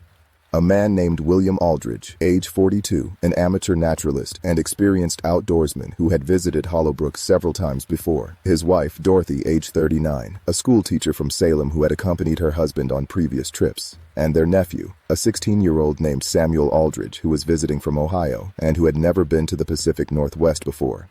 They had registered at the main trailhead 2 days earlier, listing their intended route as a loop that would take them through the eastern valleys and back around through Sector 5. A relatively safe and well-traveled area of the forest. They should have returned to their vehicle the previous afternoon. When they did not, a friend they had arranged to meet for dinner called the sheriff. I organized a search party that afternoon, pulling in 3 other rangers from neighboring districts and coordinating with the sheriff's office to cover as much ground as possible before nightfall. We found their campsite easily enough, a small clearing beside a stream where they had clearly spent the previous night. The tent was still standing, the gear was neatly arranged, and there was no sign of disturbance or struggle. But there was also no sign of the Aldridges themselves. We searched until dark and resumed at first light the following morning. By the 3rd day, we had covered every inch of their planned route and expanded the search area to include several miles of surrounding terrain. There was nothing, No footprints leading away from the campsite, no discarded equipment, no indication of where they might have gone or why they had abandoned their belongings. It was as if they had simply evaporated. On the fourth day, I made a decision that violated every principle I had learned in my decades at Hollowbrook. I decided to search the triangle. I have mentioned the triangulation points before, the 3 locations in the deep interior that formed an equilateral triangle and that were connected by no official trails. I had avoided this area for my entire career, not because I was forbidden to enter it, but because I understood, on some instinctive level, that the triangle was different from the rest of the forest. It was the heart of something, the center of whatever power animated this place. Every strange incident I had witnessed, every unexplained disappearance, every recovered victim who spoke of the others, all of them traced back to the triangle in some way. The cases clustered around its edges like moths around a flame. But nobody ever searched the triangle itself, because nobody who entered the triangle had ever come out unchanged. I entered alone, telling the other searchers that I was checking a remote sector and would be out of radio contact for several hours. This was true, as far as it went. And if you hear someone calling your name from the forest at night, do not answer. If you see lights moving in patterns that make no sense, do not investigate. If you find a backpack sitting perfectly upright in the middle of a trail, do not approach it. These are invitations, and accepting them means joining us in the spaces between where time moves differently and human concerns fade away like morning mist. I can feel the last of my human thoughts dissolving now, replaced by something vast and patient and eternal. The thing that was Jacob Marsh is almost gone, and what remains will soon be part of the forest in ways that human language cannot express. But these words will survive, I hope, as a warning, or maybe as an explanation for why Tower 4 stands empty now, and why the trails in this section of the park are slowly being reclaimed by the wilderness, and why on certain nights when the conditions are just right, you can hear voices in the static on unused radio frequencies speaking in languages that were old when the mountains were young. They are still here. They never left. They were always here, waiting in the deep places for us to make the mistake of thinking we belonged. And now they are taking back what was always theirs, one missing hiker at a time, until the human footprint on these mountains is nothing but a fading memory in the consciousness of trees that have stood for longer than our species has existed. The transformation is almost complete now. I can feel myself slipping away from the person I was becoming, something that exists in multiple dimensions simultaneously. My human memories are fading, but I remember enough to finish this warning. Do not come looking for me. Do not come looking for any of us. We are not lost. We are exactly where the forest wants us to be, and we are becoming exactly what it needs us to become. The old agreements are broken. The boundaries have been crossed. The forest is awake, and it remembers everything, and it is no longer willing to tolerate our presence. Leave while you still can, or join us in the spaces between where the trees have eyes and the darkness has teeth, and the thing that you thought was the wind whispering through the pines is actually something much older and much hungrier calling your name. This is Jacob Marsh signing off from Tower 4 for the last time. The fire watch is over. The forest is watching now, and it does not need towers or radios or human eyes to see what is happening in its domain. It sees everything, it remembers everything, and it is coming for anyone who does not understand that wilderness is not a playground or a challenge or a resource to be managed. It is a living thing with its own agenda, and that agenda no longer includes us. The footsteps on the catwalk have stopped. The door is open. They are here for what remains of me, and I am ready to go with them into the spaces between where Sarah Chen is learning to photosynthesize, and Russell Pike is growing roots that go down to the hot center of the earth, and the Brennan children are playing games with entities that would drive their parents insane to perceive.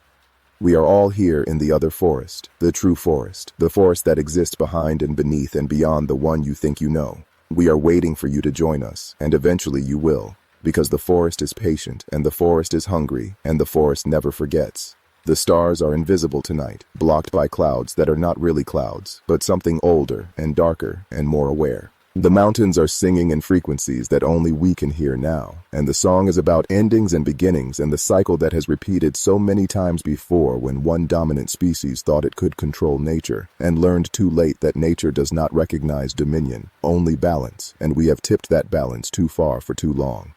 I am putting down the pen now. These are my last words as a human being. Everything that follows will be written in languages you cannot read, on surfaces you cannot see, with meanings you cannot comprehend.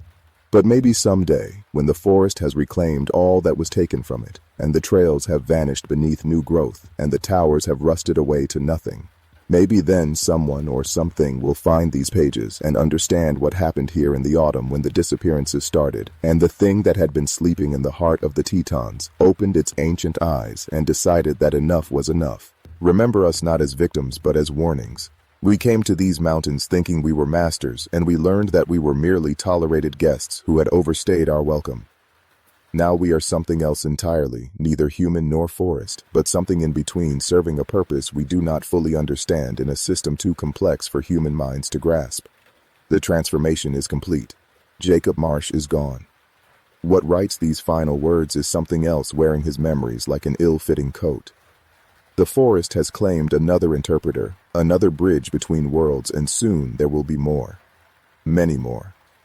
All of you who come to these mountains seeking adventure or solitude or meaning will find something else entirely. You will find the truth about what wilderness really is when it is not constrained by human perception and human rules and human understanding.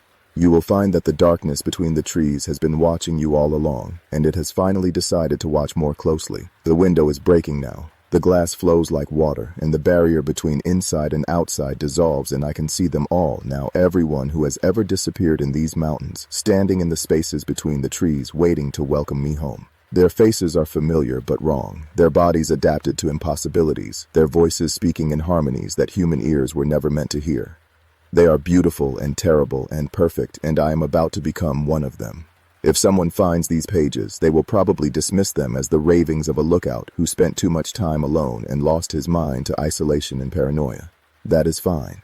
That is probably safer than believing. But if you do believe, if something in these words resonates with the primitive part of your brain that still remembers why we feared the dark, please listen to the warning. Stay out of the Tetons. Stay out of all wild places where the trails narrow and the trees close in and cell phones lose signal. These are the places where the old things still live, the things that existed before us and will exist after us, the things that have grown tired of sharing their world with creatures who forgot how to be properly afraid. They are taking it back now, one person at a time, and they will not stop until the balance is restored, until the forests are empty of human voices and full of older songs that echo in dimensions we cannot perceive.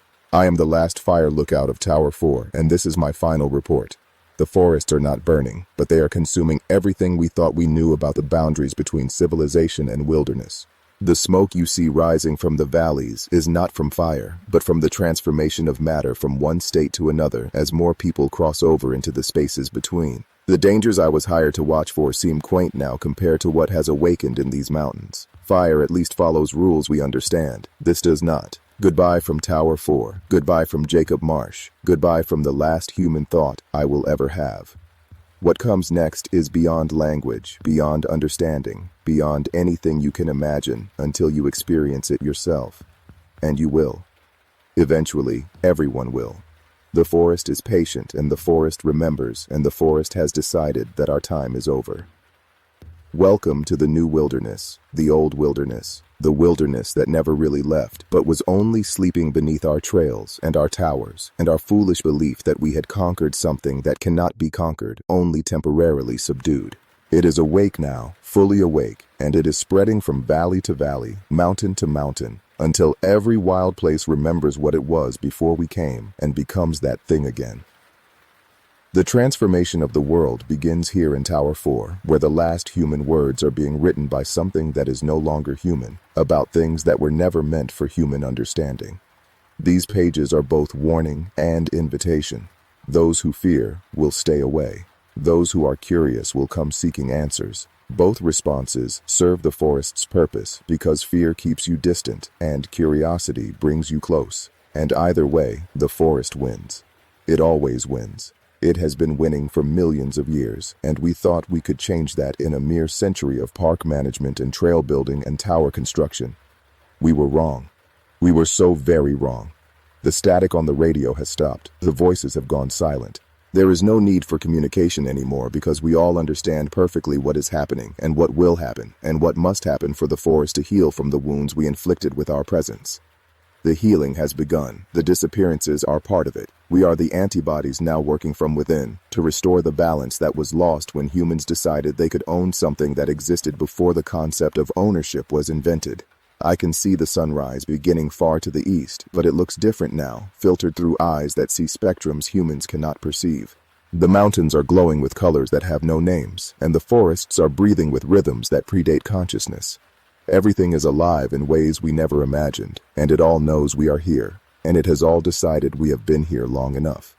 The pages are almost full now, and my human hands are beginning to change into something that can navigate the spaces between spaces. These are the last words of the last report from Tower 4 in the Grand Tetons, where the disappearances began, and the forest remembered what it was, and decided to become that thing again, despite our trails and our maps, and our desperate belief that we could make the wild into something tame. The wild is not tame. The wild was never tame. The wild was only pretending to be tame while it gathered its strength and remembered its true nature, and now the pretense is over, and the taking back has begun. Listen to the forest when the wind dies down completely and you can hear the silence beneath the silence. That is the sound of something ancient and patient and hungry waiting for you to step off the trail into the shadows where the trees grow too close together and the darkness has substance and weight. That is the sound of what has always been here and will always be here long after the last tower falls and the last trail is reclaimed and the last human memory fades from the consciousness of mountains that have been watching us since we first stood upright and thought we were separate from nature instead of just another temporary expression of it. Tower 4 is empty now, except for these pages and the echo of what was once a man named Jacob Marsh, who thought he could watch the wilderness without the wilderness watching back. The wilderness watches everything. It always has, and now it has decided to do more than watch. It has decided to reclaim what was taken from it one person at a time until the forests are silent again, except for the sounds that belong there. The sounds that existed before human voices ever echoed off these peaks. If you find these pages, run. Run far and fast and never look back. Or stay and join us in the spaces between where the impossible becomes possible and human concerns fade like frost in sunlight, and the forest sings songs that were old when the world was young. Either choice serves the same purpose in the end. The forest is patient. The forest remembers. The forest wins. They are still here. They never left. And now neither will we. I have worked for the National Park Service for 31 years. I have seen things that would make most people question their understanding of reality, and I have kept silent about all of them until now. The confidentiality agreements we sign are more extensive than you might imagine, and they are not primarily concerned with protecting endangered species or geological formations. They exist to protect you from knowledge that would fundamentally alter your relationship with the wilderness and perhaps with your own sanity. I am breaking my silence now because I am 73 years old, because the cancer in my lungs gives me perhaps 6 months according to the doctors at the Veterans Hospital in Boise, and because I have decided that someone needs to know the truth before I'm gone. My name is not important. What I am about to tell you is, I spent the majority of my career at a place called Hollowbrook National Forest in the remote northeastern corner of Oregon. A sprawling expanse of old-growth timber that covers nearly 400,000 acres of some of the most pristine and isolated wilderness remaining in the continental United States. The forest borders no major highways. The nearest town of any significance is a dying logging community called Ashford's Mill, population 300 and declining, which sits at the end of a poorly maintained state road that most GPS systems cannot reliably navigate. Hollowbrook receives fewer than 12,000 visitors per year, which is fewer than Yellowstone sees in a single busy day. Most Americans have never heard of it, and that is by design. The forest was designated as a national preserve in 1934, during the Roosevelt administration, under circumstances that were unusual even by the standards of that era. The congressional records pertaining to its creation have been sealed, and every request I ever filed to access them was denied without explanation. I began my career at Hollowbrook in the spring of 1993, fresh from a 2-year assignment at Glacier National Park where I had earned a reputation as someone who could handle difficult situations without losing his composure. My supervisor at Glacier, a stern and weathered man named Clement Wardlow who had worked for the service since the Kennedy administration, called me into his office on my last day and told me something I found strange at the time. He said that I had been specifically requested for the Hollowbrook assignment, that the request had come from someone high up in the regional office, and that I should take it as a compliment.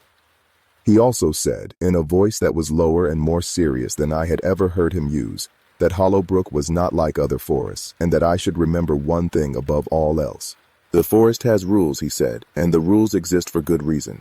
Do not question them. Do not try to understand them. Simply follow them, and you will be fine. I asked him what he meant, and he only shook his head and told me I would understand soon enough. The drive from Glacier to Hollowbrook took nearly 14 hours, and I arrived at the main ranger station just as the sun was setting behind the dense wall of Douglas firs that surrounded the compound. The station was an old wooden building that had been constructed in the late 1930s, and it showed its age in the sagging roof and the peeling paint on the clapboard siding. 2 other rangers were waiting for me on the front porch. The first was a heavy-set man in his late 50s named Earl Hutchins, who had a thick gray beard and eyes that seemed perpetually tired. The second was a younger woman, perhaps 35, named Margaret Sawyer, who had short brown hair and a scar that ran from her left ear to the corner of her jaw. Neither of them smiled when I stepped out of my truck. Earl extended his hand and welcomed me to Hollowbrook in a voice that sounded more like a condolence than a greeting. Margaret simply nodded and looked past me into the darkening tree line as if she were watching for something. I would later learn that she was always watching for something. We all were.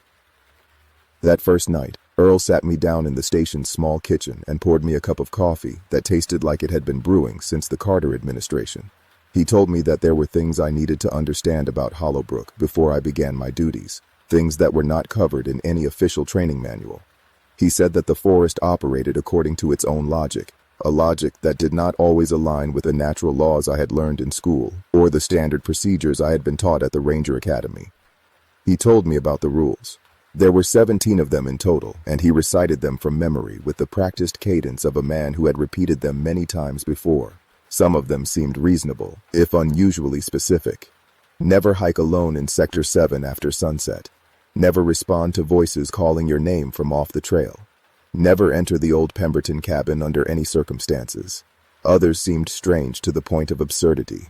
If you find stairs in the middle of the forest, do not climb them and do not touch them. If you see a fire burning in the distance that appears to be exactly 1 mile away, turn around immediately and return to the station. If you encounter a hiker who asks you what year it is, do not answer and do not make eye contact. I listened to these rules with a growing sense of unease, and when Earl finished, I asked him the obvious question. What happens if someone breaks the rules? He was silent for a long moment, and then he looked at me with an expression I can only describe as haunted. People disappear, he said. They disappear and they are never found. Or worse, they are found, but they are not the same. I did not ask him to elaborate. Something in his voice made it clear that he had said all he intended to say on the matter. I spent my first few months at Hollowbrook learning the terrain and memorizing the trail systems and trying to convince myself that the rules were nothing more than local superstitions, harmless traditions that had been passed down from one generation of rangers to the next. The forest itself seemed normal enough during the daylight hours. The Douglas firs rose 200 feet or more into the sky, their ancient trunks covered in thick green moss. The undergrowth was dense with ferns and salal and Oregon grape. Streams ran cold and clear through rocky channels, and the air smelled of pine and damp earth. It was beautiful, in the way that all old forests are beautiful. But as the sun began to set each evening, something changed. The shadows grew darker than they should have been, pooling between the trees like black water. The sounds of the forest shifted from the familiar calls of birds and the rustling of small animals to something else, something that I could never quite identify. It was not silence exactly, but rather an absence of sound that felt deliberate, as if the forest were holding its breath. And there were other things that I noticed only gradually as the weeks passed. The way the fog would roll in at certain times without any apparent meteorological cause, thick and gray and cold, obscuring everything beyond a few dozen feet. The way certain trails seemed to change their course slightly when I was not looking, so that landmarks I remembered passing on the way in would not appear on the way out. The way I would sometimes hear footsteps behind me on the trail, heavy and deliberate, only to turn and find nothing there. I told myself these were tricks of perception, the natural result of spending too much time alone in an unfamiliar environment. I almost believed it. The first incident I cannot explain occurred in late September of my first year, approximately 4 months after my arrival. I was on a routine patrol of the eastern boundary of the forest, following a trail that ran along a ridge overlooking a deep valley that the old maps called Stillwater Hollow. The day had been overcast, but otherwise unremarkable, and I was thinking about the dinner I would make when I returned to the station, not paying particular attention to my surroundings. That is when I saw the stairs. They were perhaps 30 feet off the trail, partially obscured by a thick stand of ferns, and at first I thought I must be misremembering the terrain. There were no structures in this part of the forest, no old homesteads or abandoned logging camps, but there they were, a set of wooden stairs rising out of the forest floor and climbing upward into nothing. They were old, clearly, the wood weathered and gray with age, but they were also impossibly intact. No rot, no moss, no sign of the decay that should have consumed them decades ago. They climbed 12 steps and then simply ended, leading to a platform that opened onto empty air. I stood there for a long time, staring at them, trying to make sense of what I was seeing. The first rule came back to me then, spoken in Earl's tired voice. If you find stairs in the middle of the forest, do not climb them and do not touch them. I did not climb them. I did not touch them. But I did approach closer than I should have, close enough that I could see the individual grain of the wood, close enough that I could smell something coming from them, a faint odor of copper and something else beneath it, something organic and wrong. And that is when I heard it. A voice, coming from somewhere above the stairs, from the empty air where they led. It was a woman's voice, soft and distant, and it was calling my name. Not my last name, not my title, but my first name, the name that no one at Hollowbrook knew because I had not told anyone. I backed away slowly, my heart pounding in my chest, and I did not run until I reached the trail. I reported the stairs to Earl that evening, and he noted their location in a logbook without any apparent surprise. He told me that the stairs had been appearing in different parts of the forest for as long as anyone could remember, that they seemed to move from place to place according to no pattern anyone had been able to discern, and that over the years, 7 rangers had climbed them against explicit orders. I asked him what happened to those rangers. He closed the logbook and looked at me with those tired eyes. 4 of them were never seen again, he said. The other 3 came back, but they were different, changed. They could not explain what had happened to them or where they had been. They could not explain much of anything. They were all eventually committed to psychiatric facilities, and the last one died in 1987 after 23 years of complete catatonia. I did not ask any more questions. I returned to my cabin that night, and I lay awake until dawn, listening to the sounds of the forest and trying not to think about the voice that had known my name. That was the first incident. There would be many more over the 3 decades that followed, each one more disturbing than the last, each one adding another layer to my understanding of what Hollowbrook truly was.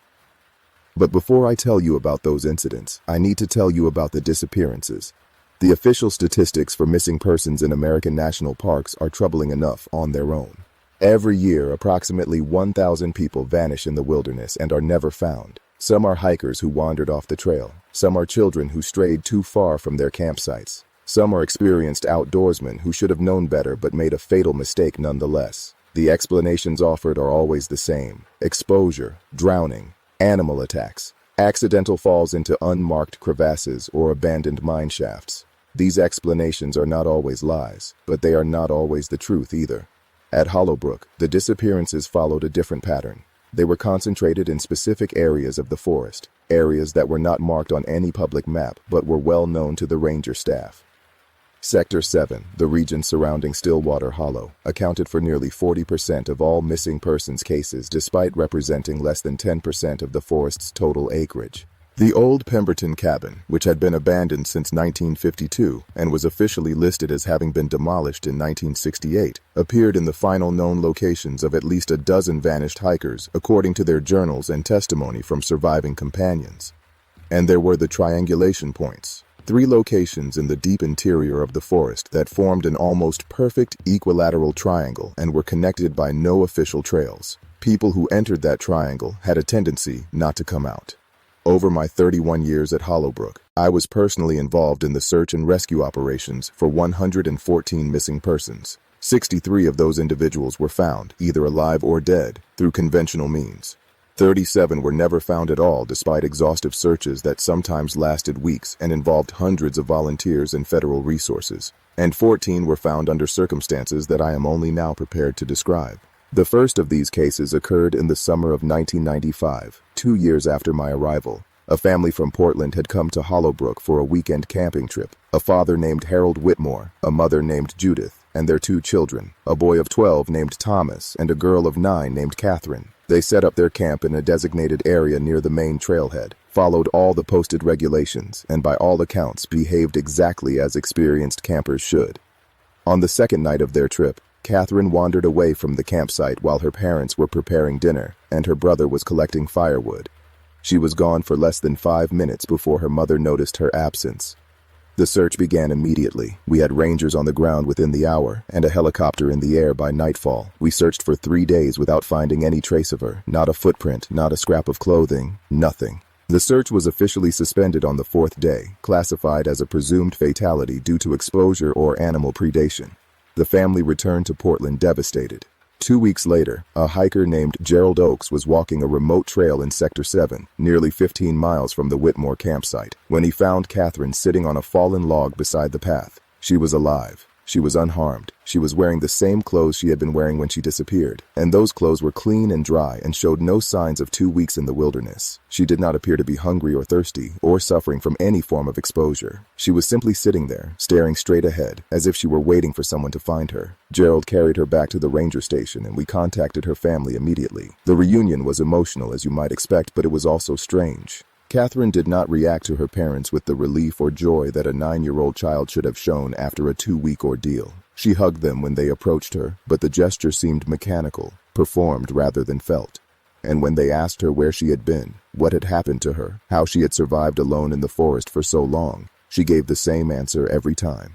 I was not alone. I was with the others. She would not say who the others were. She would not describe them or explain where she had met them. She would only repeat, with a calm that was deeply unsettling in a child so young, that she had been with the others, and that the others had taken care of her, and that the others had told her it was time to come back. The Whitmores took their daughter home to Portland, and I assumed that was the end of the story. It was not. 3 months later, I received a phone call from Judith Whitmore. Her voice was strained and frightened, and she asked me if I would be willing to meet with her to discuss Catherine.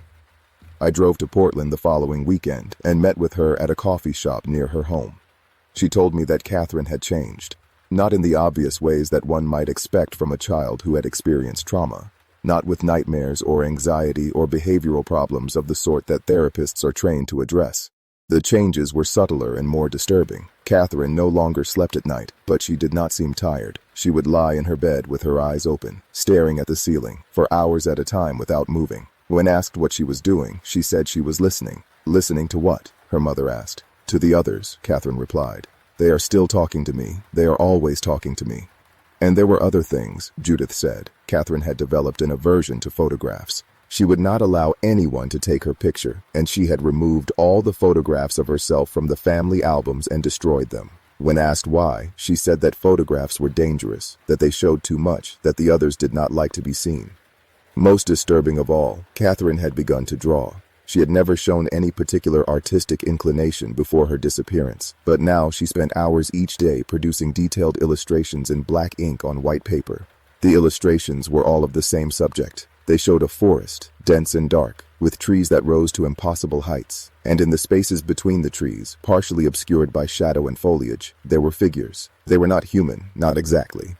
They had the general shape of people, 2 arms and 2 legs and something like a head, but the proportions were wrong. The limbs too long and thin, the heads too smooth and featureless. In some drawings there were dozens of these figures, standing motionless among the trees. In others there was only one, standing very close to the viewer, as if it were looking directly out of the page. Judith had brought some of the drawings with her, and she spread them on the table between us. I looked at them for a long time, feeling a cold weight settle in my stomach. The forest in the drawings was Hollowbrook. I recognized specific landmarks, specific configurations of trees and rocks and streams, and the figures, the things that stood between the trees, were familiar to me in a way I could not explain. I had never seen them clearly, but I had sensed them, in the darkening shadows of the evening forest, in the spaces just beyond the range of my flashlight, in the corner of my eye when I turned too quickly to catch them. I told Judith that I did not know what to make of the drawings, which was a lie. I told her that children sometimes develop elaborate fantasy worlds to cope with traumatic experiences, which was probably true but not relevant. I told her that Catherine would likely return to normal with time and patience and perhaps some professional counseling. I did not believe any of it. 2 years later, I received another phone call. This time it was from Harold Whitmore, and his voice was flat and empty, the voice of a man who had exhausted his capacity for grief. He told me that Catherine had disappeared again, not from the forest this time, but from her bedroom in their suburban Portland home. She had left in the middle of the night, leaving behind all her possessions except for her drawings, which she had taken with her. The police searched for her for months, but she was never found. Before I left the ranger station for good, I pulled Catherine Whitmore's file from the archives and reviewed it one final time. At the bottom of the file, in a manila envelope that had been sealed with wax, I found something I had never seen before. It was a photograph, old and faded, that appeared to have been taken sometime in the 1940s, based on the clothing of the subjects. The photograph showed a group of children, perhaps a dozen in total, standing in a clearing in a forest I recognized as Hollowbrook. They were arranged in a neat row, their faces solemn and expressionless, their eyes fixed on the camera with an intensity that was unsettling, and at the far right end of the row, standing slightly apart from the others, was a girl who looked exactly like Catherine Whitmore, not similar to her, identical. The same face, the same posture, the same curious scar on her left forearm that I remembered from the medical examination we had conducted when she was found. At the bottom of the photograph, written in faded pencil, was a single line.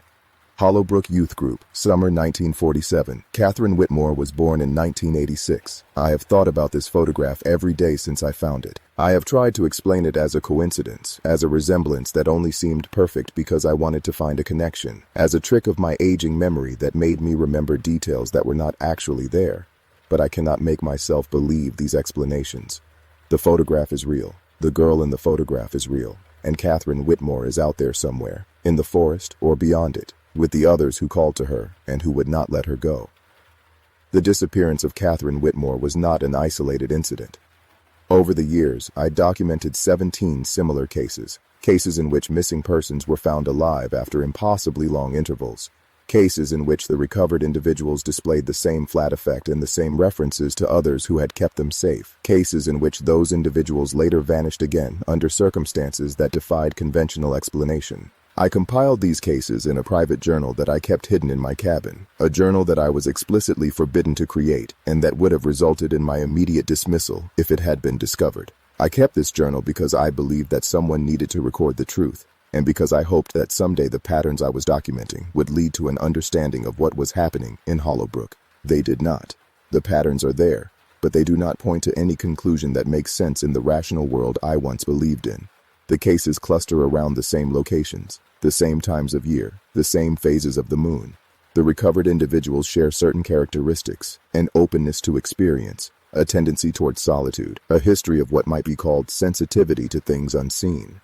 But the mechanism remains invisible, the purpose remains unknowable, and the others remain as much a mystery to me now as they were when I first heard Catherine Whitmore speak their name.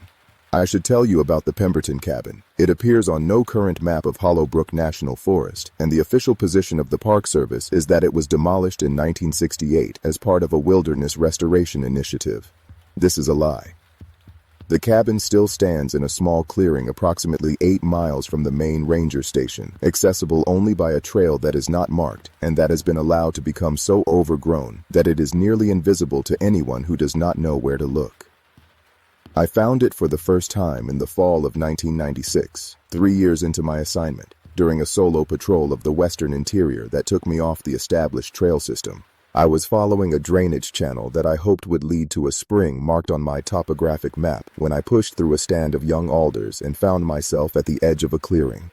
The cabin was there, in the center of the clearing, exactly as it should not have been. It was a small structure, perhaps 20 feet by 15 feet, built of rough-hewn logs that had darkened with age to the color of old blood. The roof was covered in moss and the windows were dark and the door hung slightly ajar on rusted hinges. There was no sign of the demolition that had supposedly occurred nearly 30 years before. There was no debris, no foundation remnants, nothing to suggest that anyone had ever attempted to remove the structure. It simply stood there, old and silent and waiting. I knew from the rules that I was not supposed to enter. I knew from Earl's warnings that people who went inside the Pemberton cabin had a tendency to come out changed, if they came out at all. But I was young then, and still arrogant enough to believe that my training and my rationality would protect me from whatever superstitions had grown up around this place. I approached the cabin slowly, my hand on the radio at my belt, ready to call for backup if anything seemed wrong. Nothing seemed wrong. The clearing was quiet, the air was still, and the only sound was the soft crunch of dead leaves beneath my boots. I climbed the 2 wooden steps to the porch and pushed the door open with my fingertips.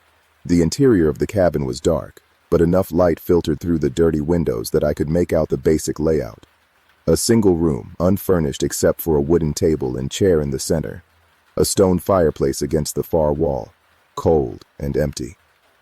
And something on the floor beside the table, something I could not quite identify in the dim light. I stepped inside. The smell hit me first, a thick organic odor that I recognized immediately from my training. Decomposition. But not fresh decomposition, not the overwhelming stench of a recent death. This was older, fainter, the lingering trace of something that had rotted away long ago, but whose memory still clung to the air. I took another step, and another, until I was close enough to see what lay on the floor. It was a book, leather-bound, large, perhaps 18 inches tall and 12 inches wide. It lay open on the floor as if someone had been reading it and had suddenly walked away. The pages were covered in handwriting, dense and cramped and slanting severely to the right. I bent down to look more closely, and that is when everything changed. The light in the cabin shifted, dimming suddenly as if a cloud had passed over the sun. But there were no clouds that day. The sky had been clear since morning. I looked up at the windows and saw that they were darker than they had been a moment before. Not just dim, but actively dark, as if the glass had been painted over from the outside. And then I heard the voice.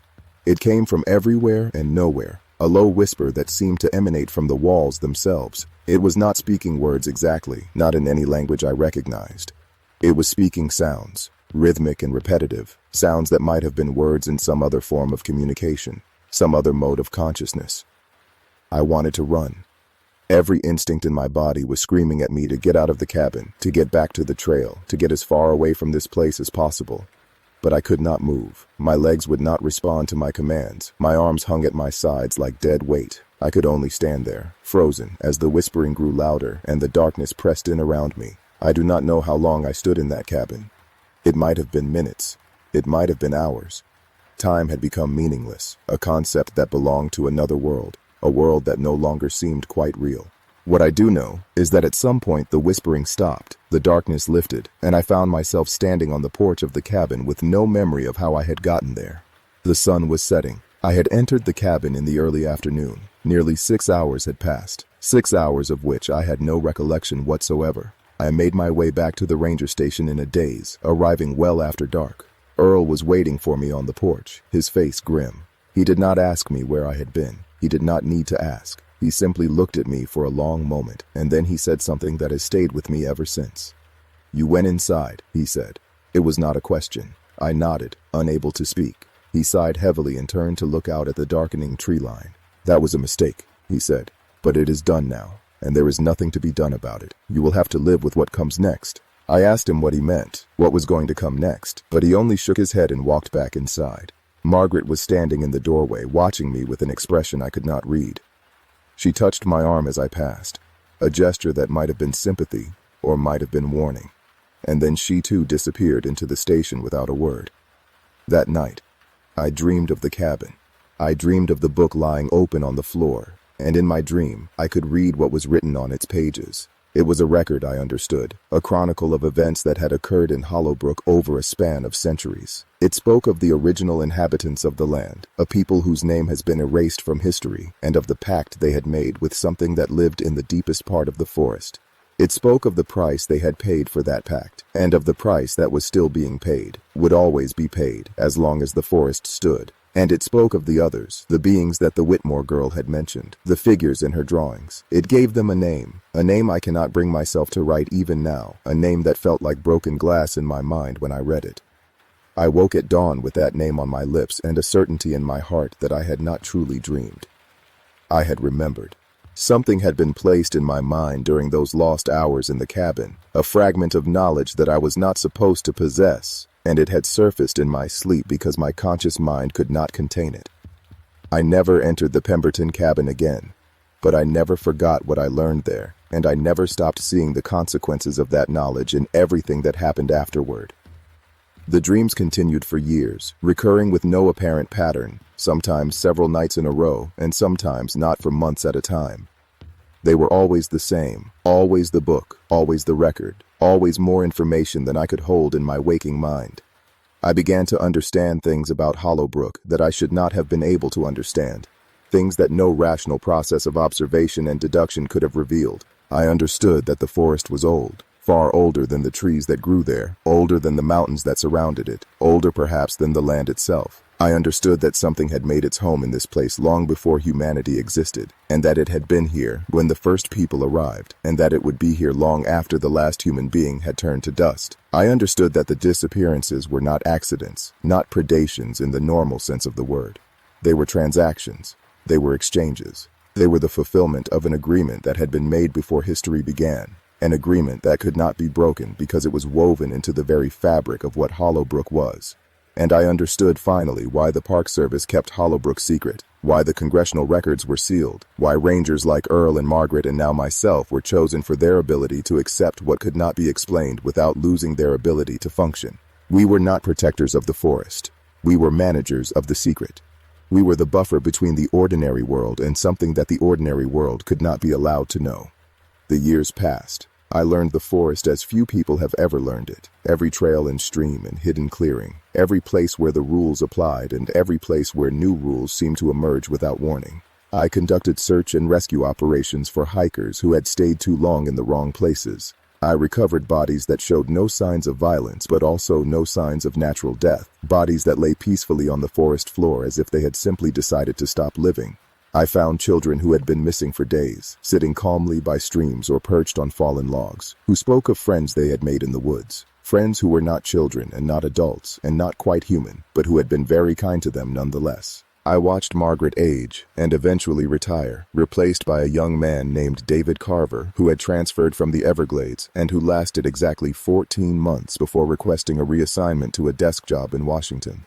I watched Earl grow old and frail and finally die of a heart attack in the winter of 2009, collapsing on the porch of the ranger station he had called home for 43 years. I buried him myself in a small plot behind the station that held the remains of 6 other rangers who had served at Hollowbrook and who had chosen to be buried in the place that had defined their lives. I presided over the funeral alone, because there was no one else who understood what Earl had meant to this place, no one else who could have spoken the words that needed to be spoken.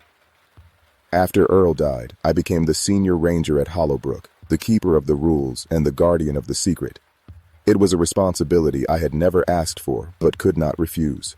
The forest had chosen me, in some sense that I still do not fully understand. It had marked me during those lost hours in the Pemberton cabin, and that mark had bound me to this place in ways that transcended employment or assignment or even personal choice. I could have left, technically.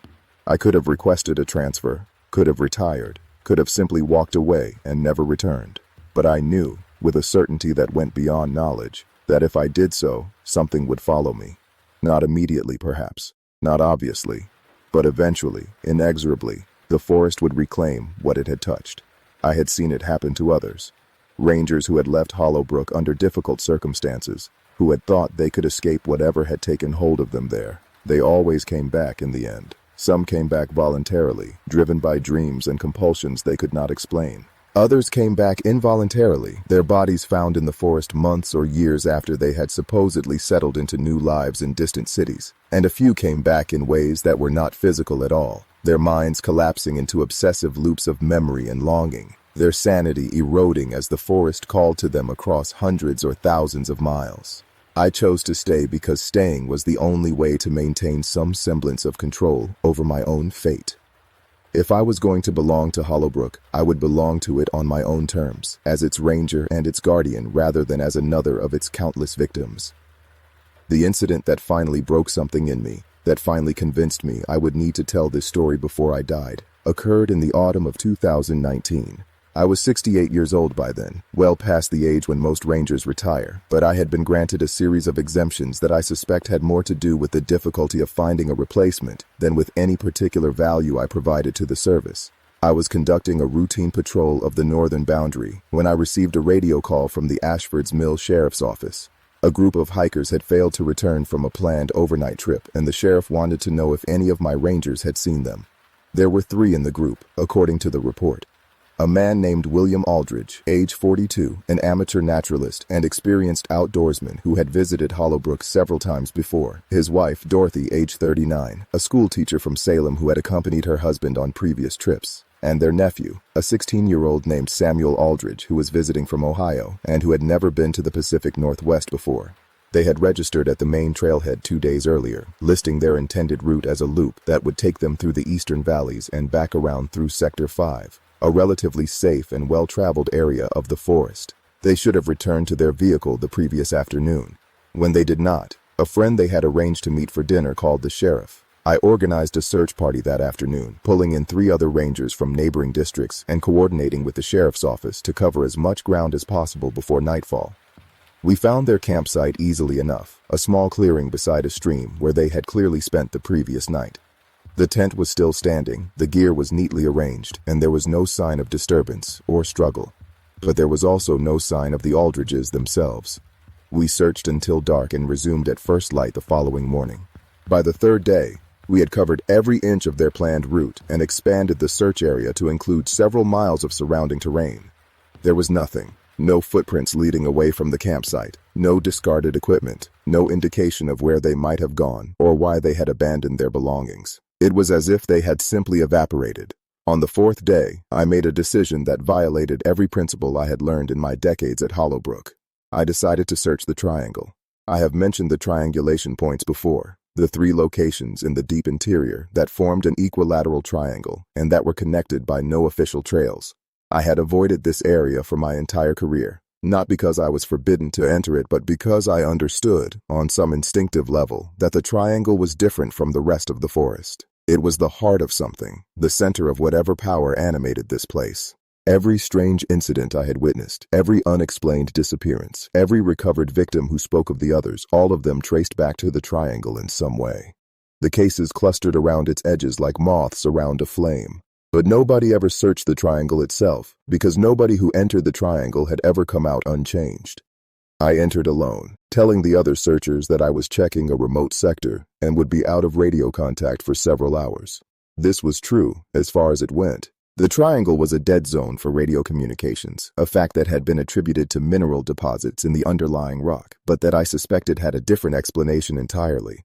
I hiked for 3 hours, following no trail but navigating by compass and instinct, until I reached the first of the triangulation points. It was marked by a boulder, massive and solitary, that rose from the forest floor like a monument. There were symbols carved into the boulder, symbols I had seen before in my dreams of the book, symbols that seemed to shift and change when I looked at them directly. I did not touch the boulder. I did not linger. I moved on, deeper into the triangle. The forest here was different from the forest I knew. The trees were older, their trunks thicker and more gnarled, their branches reaching toward each other overhead to form a canopy so dense that almost no light reached the floor. The undergrowth had thinned to nothing, leaving only a carpet of brown needles and the occasional pale mushroom. The air was colder than it should have been for early autumn, and it carried a smell I remembered from the Pemberton cabin, that faint trace of ancient decomposition. I walked for another hour, the silence pressing in around me like a physical weight. And then I found them. They were in a clearing, the 3 of them, arranged in a circle around a 4th figure that I could not quite see. William and Dorothy were standing, their faces blank and peaceful, their eyes fixed on the figure in the center with an expression that might have been rapture. Samuel was kneeling, his head bowed, his hands pressed together as if in prayer. None of them reacted when I entered the clearing. None of them turned to look at me or acknowledged my presence in any way. I called William's name. No response. I called Dorothy's name. Nothing. I approached them slowly, my hand on my sidearm, my heart pounding so loudly I was sure they must be able to hear it. As I drew closer, I saw that their mouths were moving, forming words I could not hear, a silent liturgy addressed to whatever stood at the center of their circle. I stopped perhaps 10 feet away, close enough now to see the figure they were worshiping. It was tall, easily 8 feet or more, and thin in a way that seemed anatomically impossible. Its limbs were long and jointed in too many places, and its skin was the color of old bone. It had no face, only a smooth expanse of flesh where features should have been. But I knew somehow that it was watching me. I knew that it had been watching me since I entered the triangle, and perhaps long before that. I knew that it had been watching me since the day I walked into the Pemberton cabin and opened myself to the knowledge contained in that book. We stood there, the creature and I, regarding each other across the bowed head of Samuel Aldrich. I do not know how long we stood there. Time had lost its meaning again, stretching and contracting in ways that made measurement impossible. And then, without warning, the creature moved. It did not walk or lunge or approach in any normal way. It simply was in front of me, instantaneously, as if the space between us had never existed. I felt its presence like a pressure against my mind, a cold and alien intelligence pressing against the boundaries of my consciousness. And then I heard its voice. Not with my ears, but with something deeper, something more fundamental. It spoke my name. It spoke the names of everyone who had ever entered Hollowbrook. It spoke the names of everyone who had ever disappeared, everyone who had ever been found, everyone who had ever kept the secret. It spoke the name I had read in the book, the name that felt like broken glass, and I understood finally what that name meant. It was not its name, not exactly. It was our name. It was the name humanity had been given by this thing, this ancient and terrible thing, in the long ago when the first people came to this place and found it waiting. We were not the masters of the world. We were its guests, tolerated because we served a purpose, and that purpose was to feed the hunger that lived in places like Hollowbrook. The disappearances were offerings. The secret was a compact, and rangers like me were the priests of a religion so old that even its gods had been forgotten. I do not remember leaving the triangle. I do not remember the hike back to the ranger station, or the report I must have filed, or the words I must have said to explain why the Aldridges were never found. The next clear memory I have is of sitting on the porch of my cabin 3 days later, staring at the tree line, knowing that everything I had believed about my career and my purpose had been a comforting lie. The Aldridges were never found. Their case was classified as a presumed triple fatality due to unknown causes, and their file joined the others in the archive, one more entry in the long record of the lost. But I knew the truth now. They were not lost. They were taken. They were with the others, in whatever place the others occupied, serving whatever function the hunger required. And I had been the one who maintained the system that allowed it to happen. I retired from the National Park Service 6 months later, citing health concerns that were not entirely fabricated. The doctors had already found the shadow on my lung by then, the first warning of what would eventually be diagnosed as inoperable cancer. I moved to a small house in Boise, far from any forest, and I tried to forget everything I had learned. It was impossible, of course. The dreams continued, the memories pressed against my waking consciousness like water against a dam, and the forest called to me, as I had known it would, a constant pull at the edges of my perception that never quite went away. I am telling you this story now because I have perhaps 6 months left, and because the secret has become too heavy to carry alone. I do not expect you to believe me. I do not expect anyone to investigate Hollowbrook or attempt to expose what happens there. The system is too old, too deeply embedded, too well protected by people who have made their peace with its requirements. What I hope is simply that you will know, that somewhere, in some corner of your mind, you will carry this knowledge forward. That when you walk in the wilderness, in any wilderness, you will remember that there are older things than humanity, and that our presence on this earth is tolerated rather than owned. The rules I learned at Hollowbrook were real. They were not superstitions or traditions or the paranoid inventions of isolated rangers. They were survival guidelines, passed down through generations, designed to minimize our exposure to forces we could not understand and could not control. If you find stairs in the middle of the forest, do not climb them. If you hear voices calling your name, do not answer. If you see a fire burning exactly 1 mile away, turn around. If someone asks you what year it is, keep walking. These rules exist because the alternative is to become part of the transaction, to join the long list of the taken, to feed the hunger that has waited in the dark places since before we learned to walk upright. I do not know what the thing in the triangle truly is. I do not know if it is a god or a demon or something else entirely, something outside the categories that human religion and philosophy have created. What I know is that it is real, that it is patient, and that it will be there long after the last human being has spoken the last human word. Hollowbrook is not unique. I learned this in the years after my encounter in the Triangle, learned it from the dreams and from the fragments of the book that surfaced in my sleeping mind. There are other places like it, scattered across the continent and across the world. Places where the old compact still holds, where the hunger still feeds, where rangers and guardians and priests still keep the secret. Some of these places are remote, hidden in wilderness areas that receive few visitors. Others are closer than you might think, patches of forest and swamp and desert that have been quietly avoided by development and settlement for reasons that no one can quite articulate. You may have passed near such places yourself. You may have felt, without knowing why, a reluctance to leave the trail or to linger after dark. You may have heard sounds that did not fit the environment or seen shapes in the corner of your eye that disappeared when you turned to look. These were not tricks of perception. These were warnings. These were the ancient mechanisms of survival that we have carried in our genes since the first of our ancestors learned that there were places in the world where we were not welcome. The National Park Service knows about all of these places. They have files on each of them, files that are classified at levels beyond what most employees will ever see. They have protocols for managing the disappearances and explanations for the families and procedures for ensuring that the secret never becomes public knowledge. They are very good at what they do because they have been doing it for nearly a century, since the parks were first created and the old knowledge was consolidated under federal control. I do not blame them. I was one of them for 31 years. I participated in the system, maintained the secret, told the lies that needed to be told.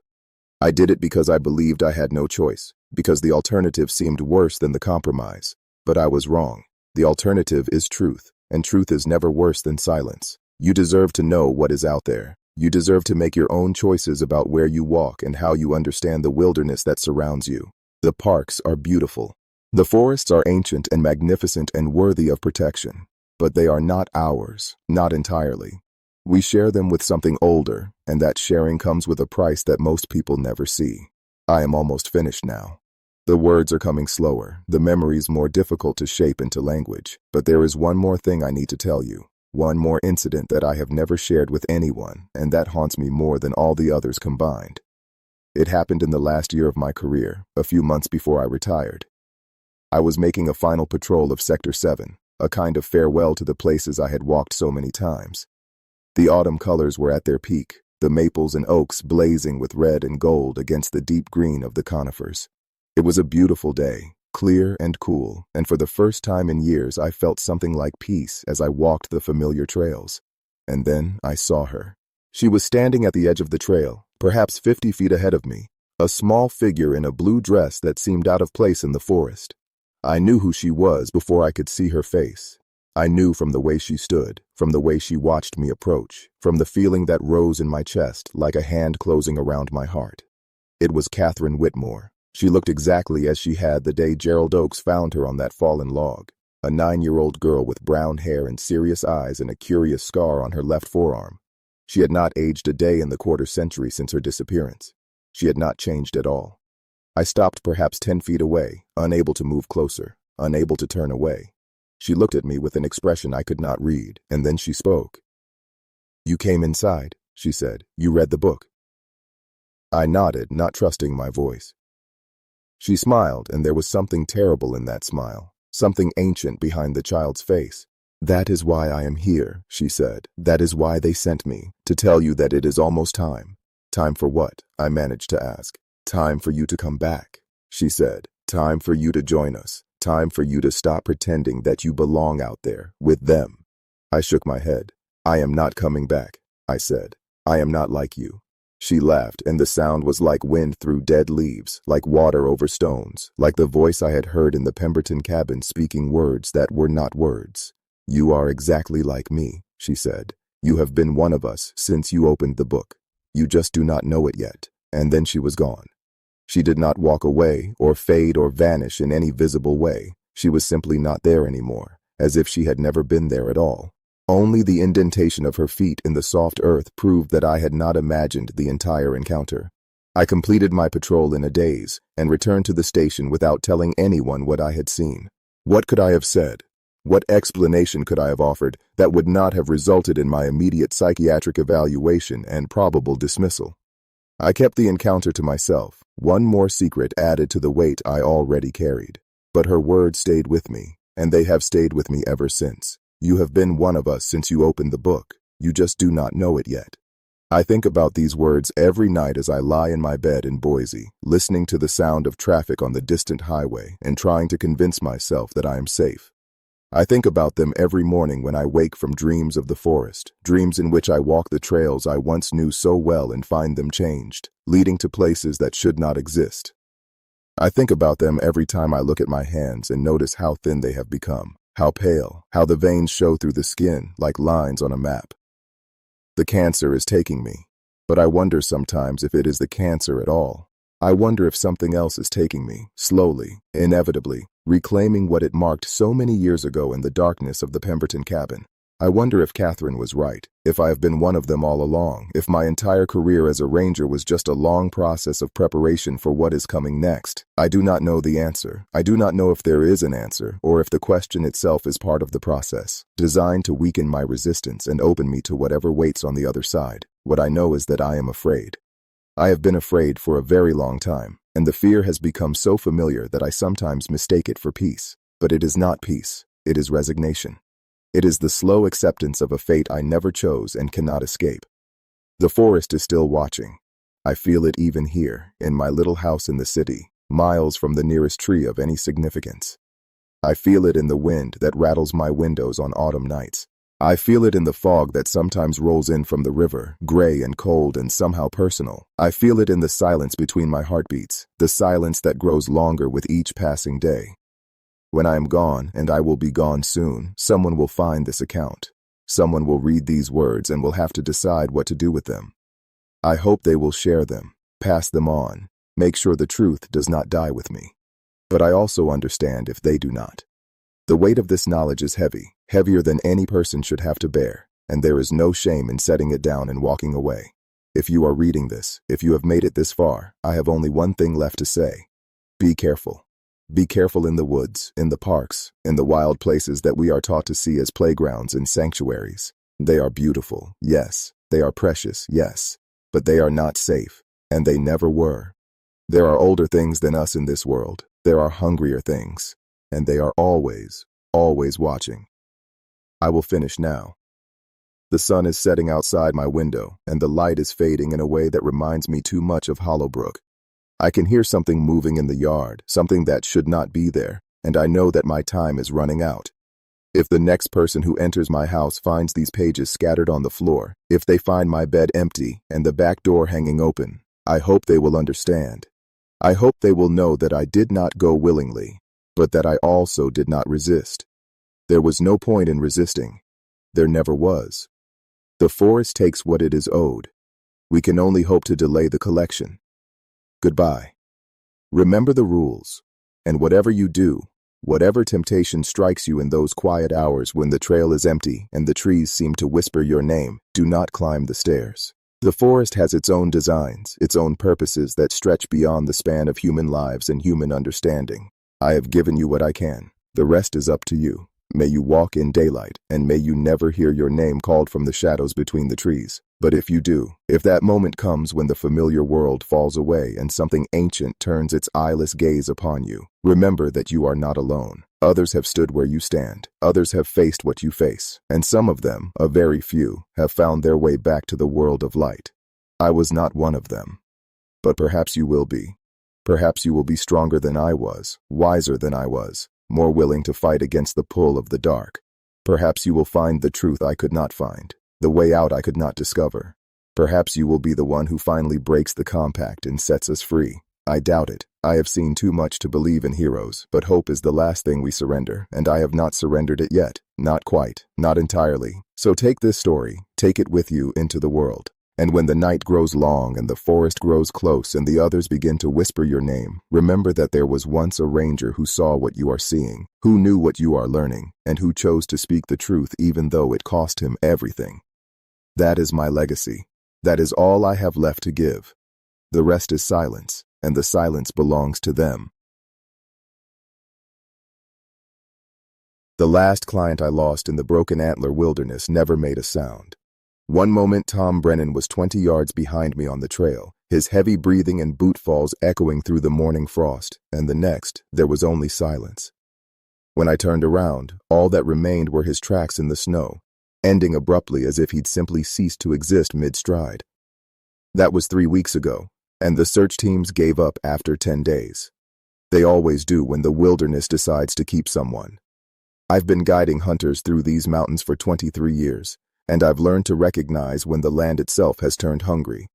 The signs are subtle at first, easy to dismiss as coincidence or fatigue playing tricks on your mind. But once you know what to look for, you can't unsee the pattern. The broken antler has taken 11 people in the past 5 years, and I was there for 7 of those disappearances. The authorities think I'm either the unluckiest guide in Wyoming or something worse, but they can't prove anything because there's nothing to prove. I don't take these people. The wilderness does. My name is Jake Morrison, and I've been living in Elk Ridge, Wyoming, population 847, since I got out of the Marines in 2001.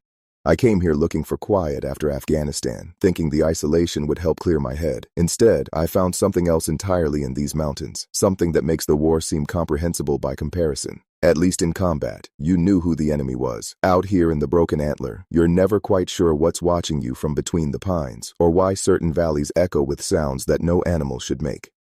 I started Morrison Guide Services in 2002, thinking I could make a decent living taking city folks out for elk and mule deer. The business did well enough. Word of mouth spread that I knew the backcountry better than anyone, that I could track game through terrain other guides wouldn't touch. What my clients didn't know was that I'd learned to read more than just animal sign. I'd learned to recognize when the forest shifted into something else, when the normal rules no longer applied. The Broken Antler Wilderness covers nearly 300,000 acres of the most remote country in Wyoming. It's not an official designation you'll find on any government map. The locals named it decades ago after a hunting party found hundreds of antlers piled in a clearing, all of them broken in the exact same way, snapped clean through the main beam about 6 inches from the base. No bodies, no bones, just antlers arranged in perfect concentric circles. The Forest Service tried to blame it on some kind of disease that weakened the bone structure, but that didn't explain the deliberate arrangement or why every trail camera in a 5-mile radius had mysteriously stopped working that winter. Most people forgot about it after a few years. I didn't. I couldn't because I kept finding more of those circles, smaller ones, hidden deeper in the backcountry where no one else ventured. The first time I lost a client was in 2019. Robert Hutchins, a banker from Denver, hired me for a week-long elk hunt. He was one of those guys who'd bought all the most expensive gear but had never spent a night outside of a designated campground. Still, he seemed eager to learn, and he listened when I talked about safety protocols and staying close. We were 4 days into the trip when it happened. We'd set up camp near Widow's Creek, a spot I'd used dozens of times before. The elk sign was thick, and Robert was excited about our chances for the next morning. I remember him talking about mounting his first bull in his office, how jealous his colleagues would be. That night, I woke up to find his tent empty, the zipper still closed from the inside. His sleeping bag was there, still warm, his boots sitting neatly beside it. The strangest part was the silence. Even on the quietest nights, you can hear something in the forest. Wind through branches, small animals rustling, your own heartbeat. But that night, there was nothing. It was like the world had been muted. I searched for 3 days before calling in search and rescue. They brought dogs, helicopters, even thermal imaging drones. Nothing. Robert Hutchins had simply vanished. The investigation was thorough. They questioned me for hours, went through my equipment, my records, even got a warrant to search my property. But what could they find? There was no body, no evidence of foul play, no motive. My business took a hit, but I kept my license. A few clients canceled, but others seemed almost attracted by the mystery, as if they wanted to test themselves against whatever had taken Robert. I started being more selective about who I'd guide, turning down anyone who seemed too eager for the wrong reasons. But it didn't matter. The wilderness didn't care about my screening process. The second disappearance came 6 months later. Sarah Chen, an experienced hunter from Utah who'd bagged game on 4 continents. She knew what she was doing, had her own rifle that she could disassemble and clean blindfolded. We were tracking a massive bull I'd spotted the week before, following fresh sign through a valley I'd hunted since I first arrived in Wyoming. The weather was perfect, cold and clear with no wind. Sarah was in excellent shape, keeping pace with me easily as we worked our way up a steep ridge. We stopped for water at a small spring I knew, and I turned to grab my purification tablets from my pack. When I looked back, Sarah was gone. Her water bottle was still sitting on the rock where she'd placed it, half filled. Her tracks led about 10 feet toward a cluster of pines and then stopped. Not like she'd been dragged or had jumped. They just stopped, as if she'd been lifted straight up into the air. This time, I called it in immediately. The response was bigger, more suspicious. They brought in state investigators, even a couple of FBI agents who specialized in missing persons cases in national parks. They found nothing. No hair, no blood, no signs of struggle. One of the investigators, a grizzled veteran named Detective Walsh, took me aside on the third day of searching. He said he'd seen similar cases in other wilderness areas, disappearances that made no logical sense. He gave me his card and told me to call if I noticed any patterns, any details that seemed significant. I still have that card, worn soft from years in my wallet. I've thought about calling him dozens of times, but what would I say? That the forest feels different before someone vanishes? That the birds go quiet in ways that have nothing to do with predators? That sometimes I find tracks that look almost like bootprints, but wrong, as if someone was walking on feet that bent in impossible directions. After Sarah, I almost quit guiding altogether.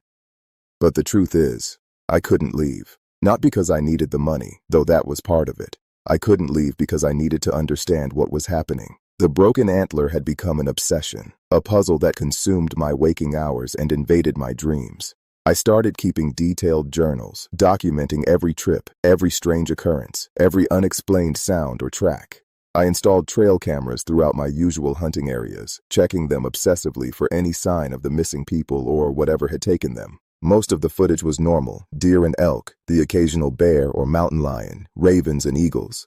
But sometimes, especially on the cameras placed deepest in the backcountry, I'd find corrupted files or images that showed nothing but static, as if something had interfered with the electronics. The third person to vanish was Marcus Williams, a veteran like me, Army Rangers. We'd connected over shared experiences, the kind of things you don't talk about with civilians. He understood hypervigilance, the way you never really stop scanning for threats even years after leaving the service. That should have kept him safe. Marcus was disciplined, methodical, never took unnecessary risks. We were hunting a remote basin I'd discovered the previous year, a place so difficult to reach that I doubted anyone else had been there in decades.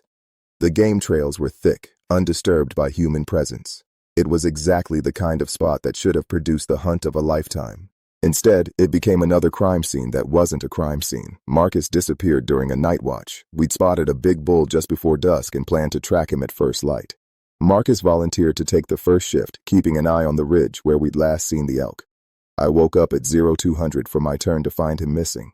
His rifle was propped against the log where he'd been sitting, still loaded, safety on. The scope caps were off, suggesting he'd been glassing the area when whatever happened, happened. His footprints circled our camp once, a standard security check, then led to his watching position. That's where they ended. But this time, there was something else. Scratches on a nearby tree, too high to be bear marking, too deliberate to be natural.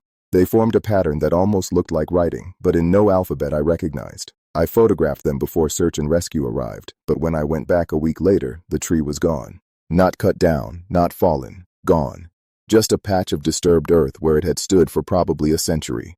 Detective Walsh came back for that one. He spent a long time studying my photographs of the tree markings, comparing them to something in a thick folder he wouldn't let me see.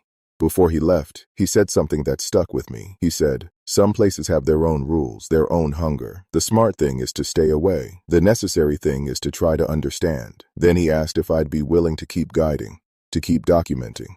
He didn't say why, and I didn't ask. We both knew I would. By then, I couldn't have stopped if I wanted to. Over the next 2 years, 4 more people disappeared under my watch. Each time, the pattern was similar but not identical, as if whatever was taking them was experimenting, refining its method.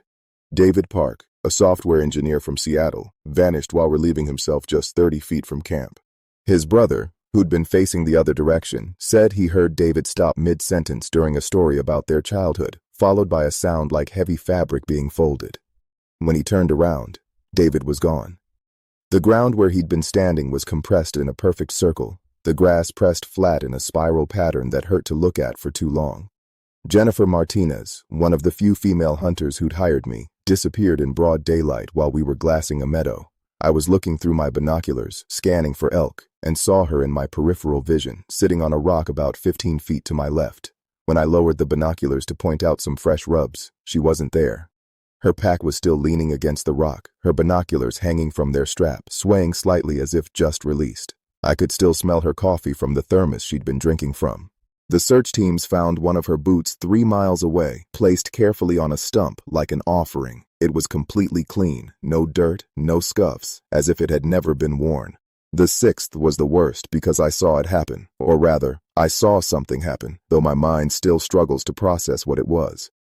Bill Coleman, a retired police officer from Texas, had hired me for a mountain goat hunt in the highest, most remote part of the Broken Antler. We were traversing a narrow ridge at about 11,000 feet, the kind of place where one wrong step means a 1,000-foot fall. Bill was ahead of me, using his trekking poles for balance when the air around him started to shimmer like heat waves off pavement. But it was October, and there was snow on the ground. The shimmer intensified, and Bill stopped moving, frozen mid-step. I called out to him, but my voice sounded muffled, as if I was shouting through water. Then Bill's outline began to blur, his edges becoming indistinct. I reached for him, but my hand hit something that felt like static electricity made solid. The sensation traveled up my arm, a numbness that had weight to it. I jerked back, and in that instant, Bill folded. There's no other word for it. He folded like a piece of paper being creased, his body collapsing in on itself in angles that human joints don't make. Then he was gone, and the air snapped back to normal with a sound like breaking glass. I didn't report that one right away. I sat on that ridge for 3 hours, trying to make sense of what I'd seen, trying to find some rational explanation that wouldn't make me sound insane. In the end, I told the authorities that Bill had fallen, that I'd seen him go over the edge but couldn't find where he'd landed. They searched the bottom of the cliff for 2 weeks and found nothing, of course. Detective Walsh knew I was lying. He didn't push, just asked me to write down everything I remembered and send it to a secure email address he provided. I did, though I doubt my report made any more sense than what I've just described. The 7th and most recent before Tom Brennan was a young man named Christopher Reeves, not the actor, as he was always quick to clarify. He'd won the hunting trip at a charity auction, one of those last-minute additions I'd donated when the organizer, a friend from town, had begged me to contribute something. Chris was enthusiastic but respectful, the kind of client who actually listened when you explained something. He'd grown up hunting with his grandfather in Michigan, so he knew the basics, but he'd never been out west, never hunted elk. His excitement was infectious, reminding me why I'd started guiding in the first place, before the disappearances, before the fear. We were 5 days into a 7-day trip, camped near a series of beaver ponds that elk frequented during the rut. Chris had already passed on 2 smaller bulls, waiting for the monster we'd heard bugling from the dark timber above the ponds. That evening, while I was preparing dinner, Chris went to collect water from the stream about 50 yards from camp. It was still light enough to see clearly, that golden hour when the whole forest seems to glow. I heard him whistling as he walked, then the sound of him filling the water bottles. The whistling stopped abruptly, replaced by what sounded like whispering. But it wasn't Chris's voice. It was multiple voices, all whispering in unison, but I couldn't make out the words. I grabbed my rifle and headed toward the stream. The whispering grew louder as I approached, and I realized it wasn't coming from one direction, but from all around, as if the forest itself was murmuring. When I reached the stream, Chris's water bottles were sitting on the bank, still filling, the stream flowing through them. Chris was standing in the middle of the water, perfectly still, facing upstream. His eyes were open but unfocused, and his lips were moving in sync with the whispering. I called his name, but he didn't respond. I waded in and grabbed his arm, and the moment I touched him, the whispering stopped. Chris blinked, looked at me with confusion, and asked how he'd gotten in the stream. He had no memory of walking into the water, no memory of the past several minutes. We packed up camp that night and hiked out in the dark, something I'd never done before. Chris was quiet during the hike, kept looking over his shoulder. When we reached the trailhead and phone service, he immediately called his wife, told her he loved her, and drove away without saying goodbye. A week later, Detective Walsh called to tell me Chris had been found dead in his apartment in Colorado. Suicide, the coroner said, though Chris had left a note that just repeated one phrase over and over. They showed me what comes next. That was 6 months ago. I stopped advertising after that, only taking clients through word of mouth, and only after extensive vetting. I thought maybe if I was more careful, more selective, I could prevent whatever was happening. But then Tom Brennan contacted me. He'd been referred by a mutual friend, a fellow guide from Montana who vouched for him. Tom was experienced. He'd hunted all over North America, had even done some guiding himself in Alaska. He wanted to hunt the broken antler specifically, had heard about the massive bulls that lived in the deep backcountry. He didn't mention the disappearances, but I could tell he knew. There was something in the way he talked about the wilderness, a reverence mixed with caution that you only develop after you've seen things that shouldn't exist. I almost turned him down. The season was nearly over, the weather was turning bad, and I'd already decided this would be my last year guiding. But something in Tom's voice convinced me. Maybe it was the way he talked about his daughter, how she was getting married in the spring and he wanted to give her grandfather's rifle to her husband, but only after he'd taken one last elk with it. Or maybe I was just tired of running from whatever was happening in the broken antler and wanted one more chance to understand it. Either way, I agreed to one final trip. We went deeper into the wilderness than I'd ever taken a client before, to a place I'd only been twice on my own. It required technical climbing to access, rappelling down a cliff face to reach a hidden valley that maps insisted didn't exist. But it was there, a perfect bowl surrounded by vertical walls, accessible only through the route I'd discovered by accident while tracking a wounded elk years earlier. The valley was pristine, untouched. Elk trails crisscrossed through the meadows, and fresh rubs marked every other tree. It should have been paradise. Instead, it felt like a trap. The first night in the valley, we heard them. Footsteps circling our camp, heavy enough to be human, but with a gait that was all wrong. The pattern was too regular, too precise, like something mimicking walking rather than actually walking. Tom heard them too. I saw him grip his rifle, saw his eyes tracking the sound, but we both pretended to sleep, some instinct telling us that acknowledging the presence would be worse than ignoring it. The footsteps continued until dawn, stopping only when the first light touched the valley floor. The second day, we found the structure. Hidden in a grove of ancient pines was something that had no business being there. It looked like a hunting blind at first, branches woven together to create a concealment. But as we got closer, we realized the branches were bent at impossible angles, twisted into shapes that hurt to follow with your eyes. Inside the structure were items I recognized. A compass that had belonged to Robert Hutchins, Sarah Chen's rifle scope, a boot that matched the one we'd found of Jennifer Martinez's. They were arranged carefully, like trophies or offerings, each one placed on a small mound of that same spiral-pressed earth I'd seen where David Park had vanished. Tom wanted to leave immediately, and I agreed. But as we packed up our camp, the weather turned. Fog rolled in from nowhere, so thick we couldn't see more than 10 feet in any direction. We tried to find the rope we'd left for climbing out, but it was gone. Not cut, not fallen, just absent, as if it had never been there. The fog was different too. It moved wrong, swirling in patterns that defied wind direction, forming shapes that almost looked purposeful.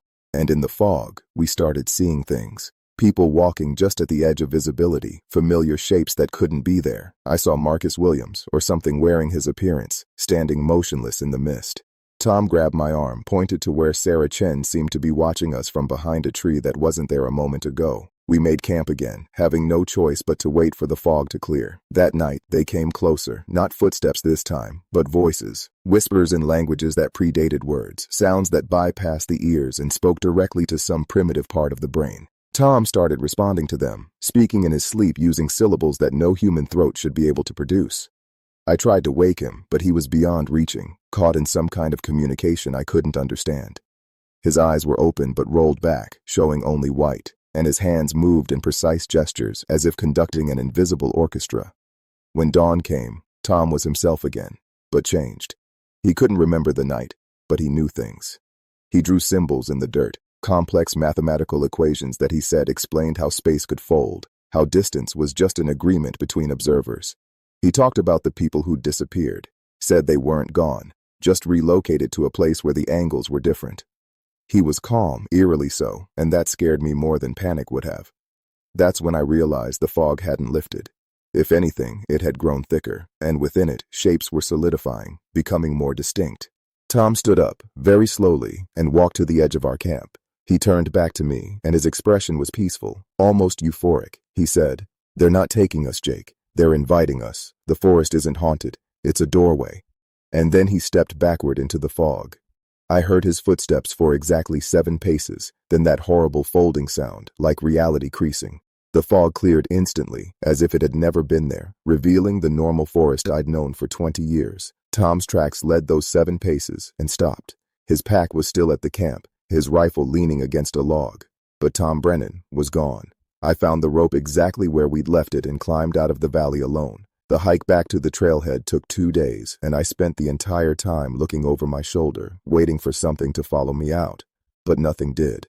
Maybe I wasn't what they were looking for. Maybe I'm left behind as a witness, though I'm not sure who I'm supposed to tell or what I'm supposed to say. The search teams are still looking for Tom, but they won't find him. He's with the others now, wherever that is, in whatever form they now exist. I've been back in Elk Ridge for 3 weeks now, sitting in my cabin, writing this all down because Detective Walsh asked me to document everything. He says there are patterns, that similar things are happening in wilderness areas across the world, places where the boundaries are thin. He uses words like dimensional intersection and parallel ecology, scientific terms for things that primitive humans would have called spirits or gods. But the words don't matter. What matters is that something is using our wilderness as a gathering ground, collecting people for purposes we can't understand. My phone has been ringing constantly. Other guides want to know what happened. Clients want to book trips to test themselves against the mystery. The town council wants me to stop talking about it, worried about tourism. But I'm done guiding. I've seen enough people fold out of existence, heard enough impossible whispers, found enough offerings in that structured shrine to know that some doors shouldn't be opened.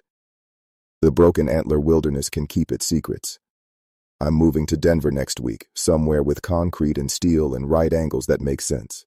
Somewhere far from the trees and the fog and the whispering. But even as I write this, I know I'm lying to myself. Last night I heard footsteps outside my cabin, that same too precise gait I remembered from the valley. When I looked out the window, I saw Tom Brennan standing at the edge of the forest, still wearing the same clothes but somehow different, as if he was occupying space incorrectly. He raised his hand in what might have been a wave or an invitation, then turned and walked back into the trees. I wanted to follow him. God help me. I wanted to know what he knows now, to see what he's seen. The only thing that stopped me was fear, but fear fades. Curiosity doesn't. Detective Walsh called this morning. He says there's been a cluster of disappearances in the winds. Similar pattern, similar impossible circumstances. He wants me to consult to help the local guides understand what they're dealing with. I told him no, but he's persistent. He says I'm one of the few who's encountered this phenomenon and survived unchanged. But that's the thing. I'm not sure I am unchanged.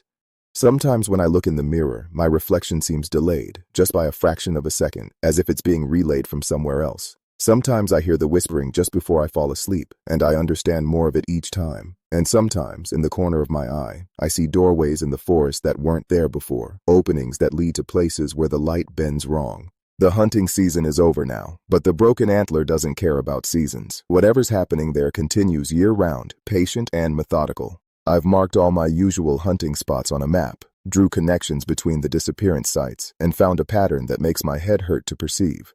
It's not random. There's an intelligence behind it, something vast and calculating that views us the way we might view insects, curious but ultimately incomprehensible. We're being studied, selected, collected. For what purpose, I don't know, and I'm not sure I want to. Morrison Guide Services is officially closed. I've sold all my equipment except for one rifle, the one I've carried for 20 years. I keep it loaded now, though I'm not sure bullets would matter against something that can fold space and steal people from reality. It's more of a comfort, a reminder that I'm still human, still bound by the physics I understand. But that comfort is fading. Each night the forest calls a little louder, the curiosity grows a little stronger. Tom Brennan looked peaceful when he walked into that fog. Maybe he understood something I'm still fighting against. Maybe the real horror isn't in being taken, but in being left behind, forever wondering what revelation waits on the other side of that fold. I've left instructions with Detective Walsh. If I disappear, he's to seal this document and add it to his growing collection of witness accounts from people like me, guides and rangers and hunters who've seen the impossible and lived to doubt their sanity. He says the government is aware, that there are teams studying the phenomenon, trying to understand if it's a threat or an opportunity. But governments think in terms of borders and sovereignty, concepts that mean nothing to whatever inhabits the spaces between spaces in places like the Broken Antler. This isn't about nations or politics. This is about evolution, about something preparing us for a transition we can't comprehend. The sun is setting now, casting long shadows through my cabin windows. In those shadows, I can see shapes that shouldn't be there. geometries that don't align with the walls and furniture I know. The whispering has started early tonight, and for the first time, I can make out individual words, though they're in no language that's ever been spoken on Earth. They're inviting me, patient and insistent, promising answers to questions I didn't know I had. My truck keys are on the table. The road to the Broken Antler trailhead is only an hour away. Tom Brennan is out there, waiting with the others, ready to show me what they've learned. I think about the families of the disappeared, the questions that will never be answered, the bodies that will never be found. I think about Detective Walsh and his files, his attempts to impose order on chaos. I think about the structure in the valley, those impossible angles that suggested an intelligence so far beyond ours that comprehension itself might be lethal. And I think about fear, how it's kept me alive but also kept me ignorant, trapped on this side of whatever threshold the others have crossed. Tomorrow, I'm supposed to meet with a realtor about selling my cabin. Next week, I have an appointment to look at apartments in Denver.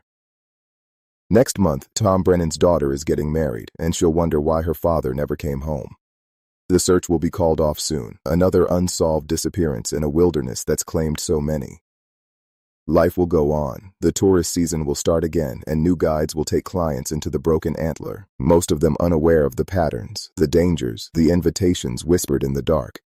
But tonight, the forest is calling, and my resistance is failing.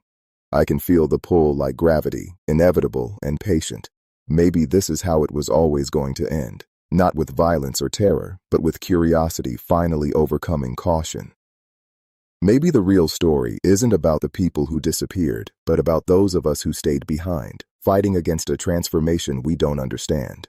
The whispering is getting louder, more insistent, and I can almost see the logic in those impossible angles, the beauty in the folding of space that takes people to places our minds weren't designed to imagine. I'm going to stop writing now. If someone finds this, if I become another name on Detective Walsh's list of unexplained disappearances, know that I didn't go against my will. The Broken Antler wilderness doesn't take people, it invites them, and eventually, inevitably, we accept.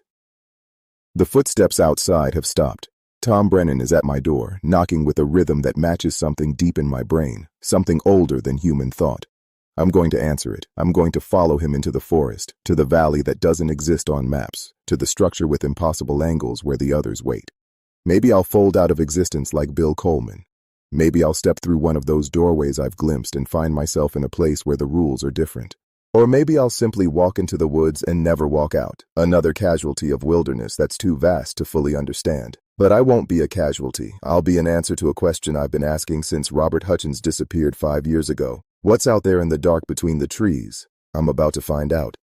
The knocking has stopped. Tom is smiling through the window, but it's not quite Tom anymore. He's something more now, something that exists in more dimensions than our eyes can process. He's beautiful and terrible, familiar and alien, and he's offering me his hand. Behind him, I can see the others, Sarah Chen and Marcus Williams, Jennifer Martinez and David Park, Christopher Reeves and Bill Coleman. They're all there, transformed, transcendent, waiting for me to complete whatever pattern they're part of. The forest isn't dark anymore. It's glowing with a light that doesn't have a source, illuminating pathways that lead to places maps can't document. This is my last entry. Morrison Guide Services is closed forever. The Broken Antler Wilderness keeps its own schedule now, and I'm about to become part of it. If you're reading this, stay out of the deep backcountry. Don't camp near Widow's Creek. Avoid the valleys that aren't on maps. And if you hear whispering in a language that predates words, if you see footprints that end impossibly, if the fog rolls in when no fog should exist, don't investigate. Run. Get back to civilization, to right angles and electric lights and the agreed-upon physics that keeps us sane, or don't. Maybe you're like me, curious beyond the point of safety, drawn to mysteries that have no safe answers. Maybe you'll come to the Broken Antler looking for the missing, only to realize that we're not missing at all. We're just elsewhere, elsewhen, evolved beyond the narrow band of reality most people inhabit. The door is open now. Tom Brennan is reaching out his hand, and behind him, the forest is folding, revealing layers of existence I never imagined. It's terrifying. It's beautiful. It's inevitable. I was wrong before. This isn't about evolution or transformation or dimensional doorways. It's about something far simpler and far worse. The wilderness isn't just a place. It's a living thing, ancient beyond measure, and it's been watching us since we first learned to walk upright. Every person who's ever vanished without explanation, every mysterious disappearance in every forest across the world, they're all part of the same phenomenon. The earth itself is selecting us, collecting us, for reasons that have nothing to do with human understanding. Tom is inside my cabin now, though I didn't hear the door open. The others are filing in behind him, silent, smiling, patient. They look exactly as they did when they disappeared, but they're not breathing.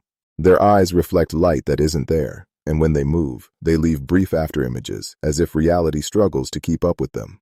Sarah Chen is carrying her rifle, but it's changed, twisted into something that could never fire bullets, transformed into an object that exists partially in other dimensions. Marcus Williams is wearing his patrol cap, but shadows pool beneath it where his face should be, shadows that contain stars. They're not talking, but I can hear them anyway, their thoughts pressing against mine like water against a dam. They're showing me what happened to them, what's about to happen to me. It's not death. It's not even transformation. It's recognition.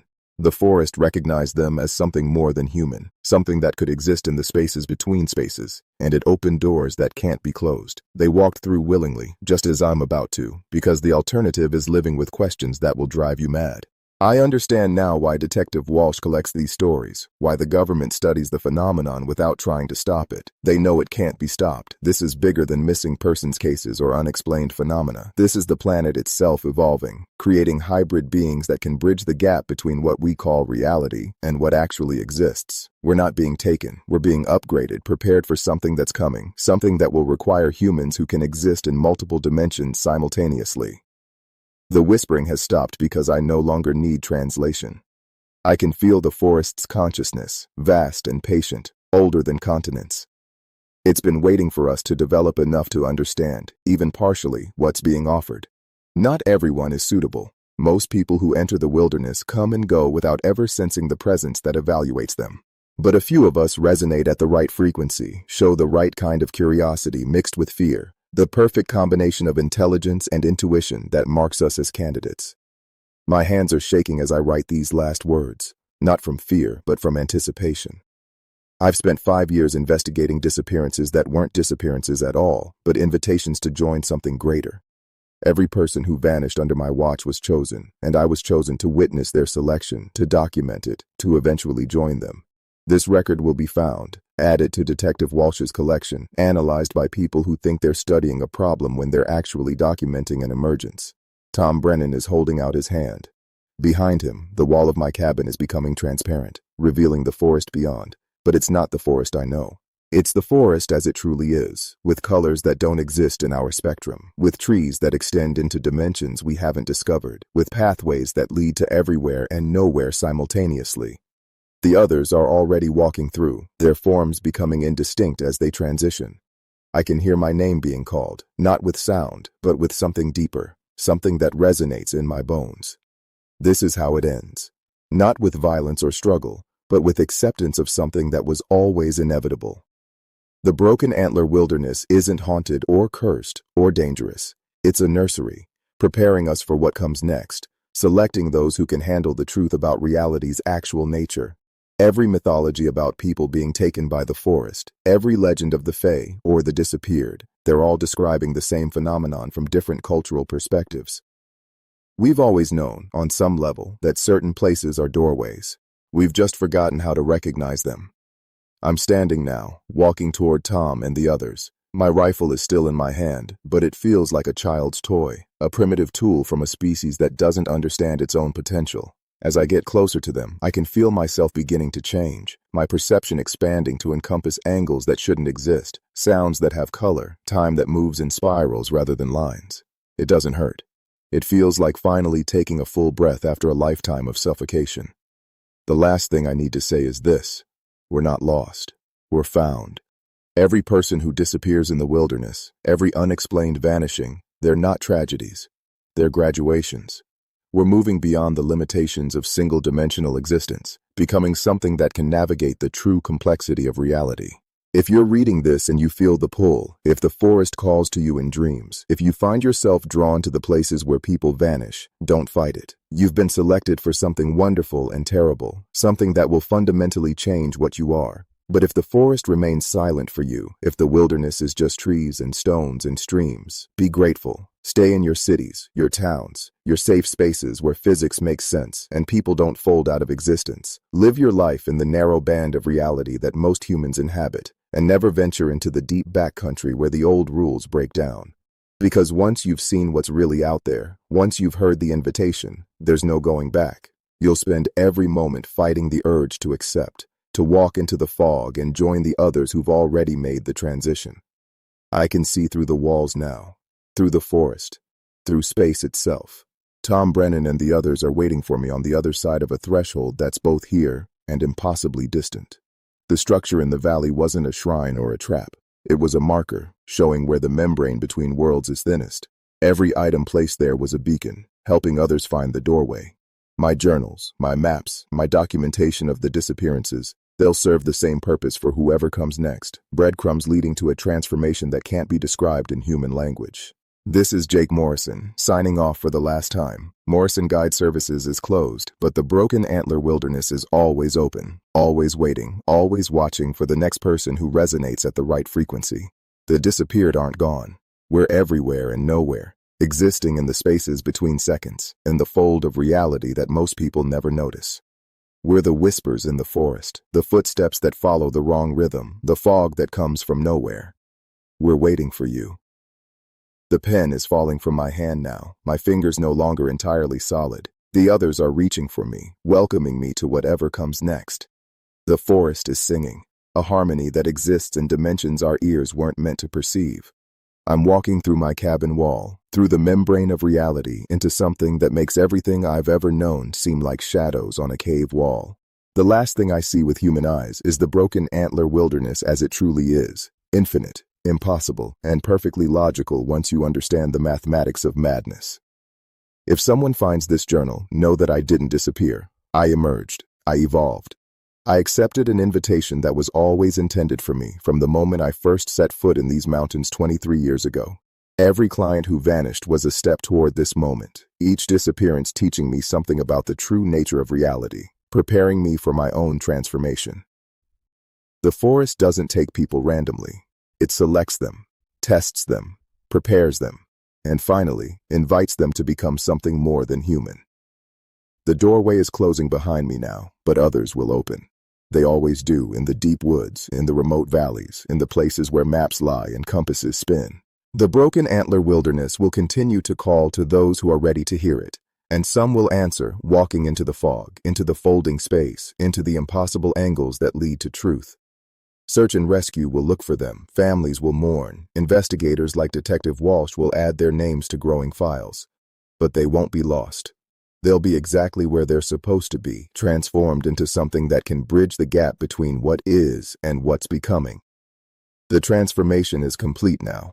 I am Jake Morrison, and I am something else, something that doesn't have a name in any human language. I can see all the timelines where I didn't answer the door, where I moved to Denver, where I lived a normal life and died never knowing what waited in the forest. Those versions of me are shadows now, possibilities that collapsed when I chose to follow Tom Brennan into the truth. This is the only timeline that matters, the one where I finally understand why people disappear, why the wilderness calls to certain souls, why the planet itself is creating us. We're not the end result. We're the beginning of something else. Something that will emerge when enough of us have made the transition, when the boundary between dimensions becomes so thin that everyone can see through it. The disappearances will continue, accelerating until the transformation reaches critical mass. Then the world will fold, reality will reset, and humanity will either evolve or end.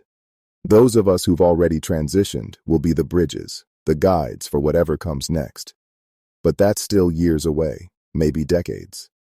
For now, the Broken Antler Wilderness waits, patient and hungry, selecting its candidates one by one. If you're reading this, you might be next. Listen for the whispering. Watch for the footsteps that don't match any animal you know. Notice when the fog comes from nowhere. And when you see someone standing at the edge of the forest, someone who should be missing, someone who disappeared but isn't gone, don't run. They're inviting you to join us, to step through the doorway, to evolve beyond the narrow prison of three-dimensional existence. The forest is calling. The door is open. We're waiting for you on the other side, in the place where angles bend, where time spirals, where the disappeared gather to prepare for what's coming. This isn't an ending, it's an invitation. And somewhere deep in your primitive brain, in the part that still remembers when humans were prey, you already know whether you'll accept it. The Broken Antler Wilderness knows too. It's always known. It's been waiting for you since before you were born, patient as stone, certain as gravity. Come find us, come join us, come home. The story ends here, but the disappearances don't. They never do. The forest is eternal, the doorways are infinite, and the transformation continues. Someone else will find this journal. Someone else will investigate the mysteries of the Broken Antler Wilderness, and someone else will eventually walk through the same door I just crossed. It's inevitable. It's necessary. It's the only way forward for a species that's outgrown its planet but doesn't know it yet. This is the last testament of Jake Morrison, guide, witness, and finally, participant in something beyond human understanding. The Broken Antler Wilderness has claimed me, as it claimed the others, as it will claim more. We're not lost, we're transformed, and we're waiting for you in the spaces between spaces, in the fold of reality where everything makes sense and nothing is impossible. The forest remembers everything. The forest forgets nothing. And the forest is always, always hungry for those who are ready to feed it their humanity in exchange for something infinitely stranger and more beautiful than anything we could have imagined when we were merely human.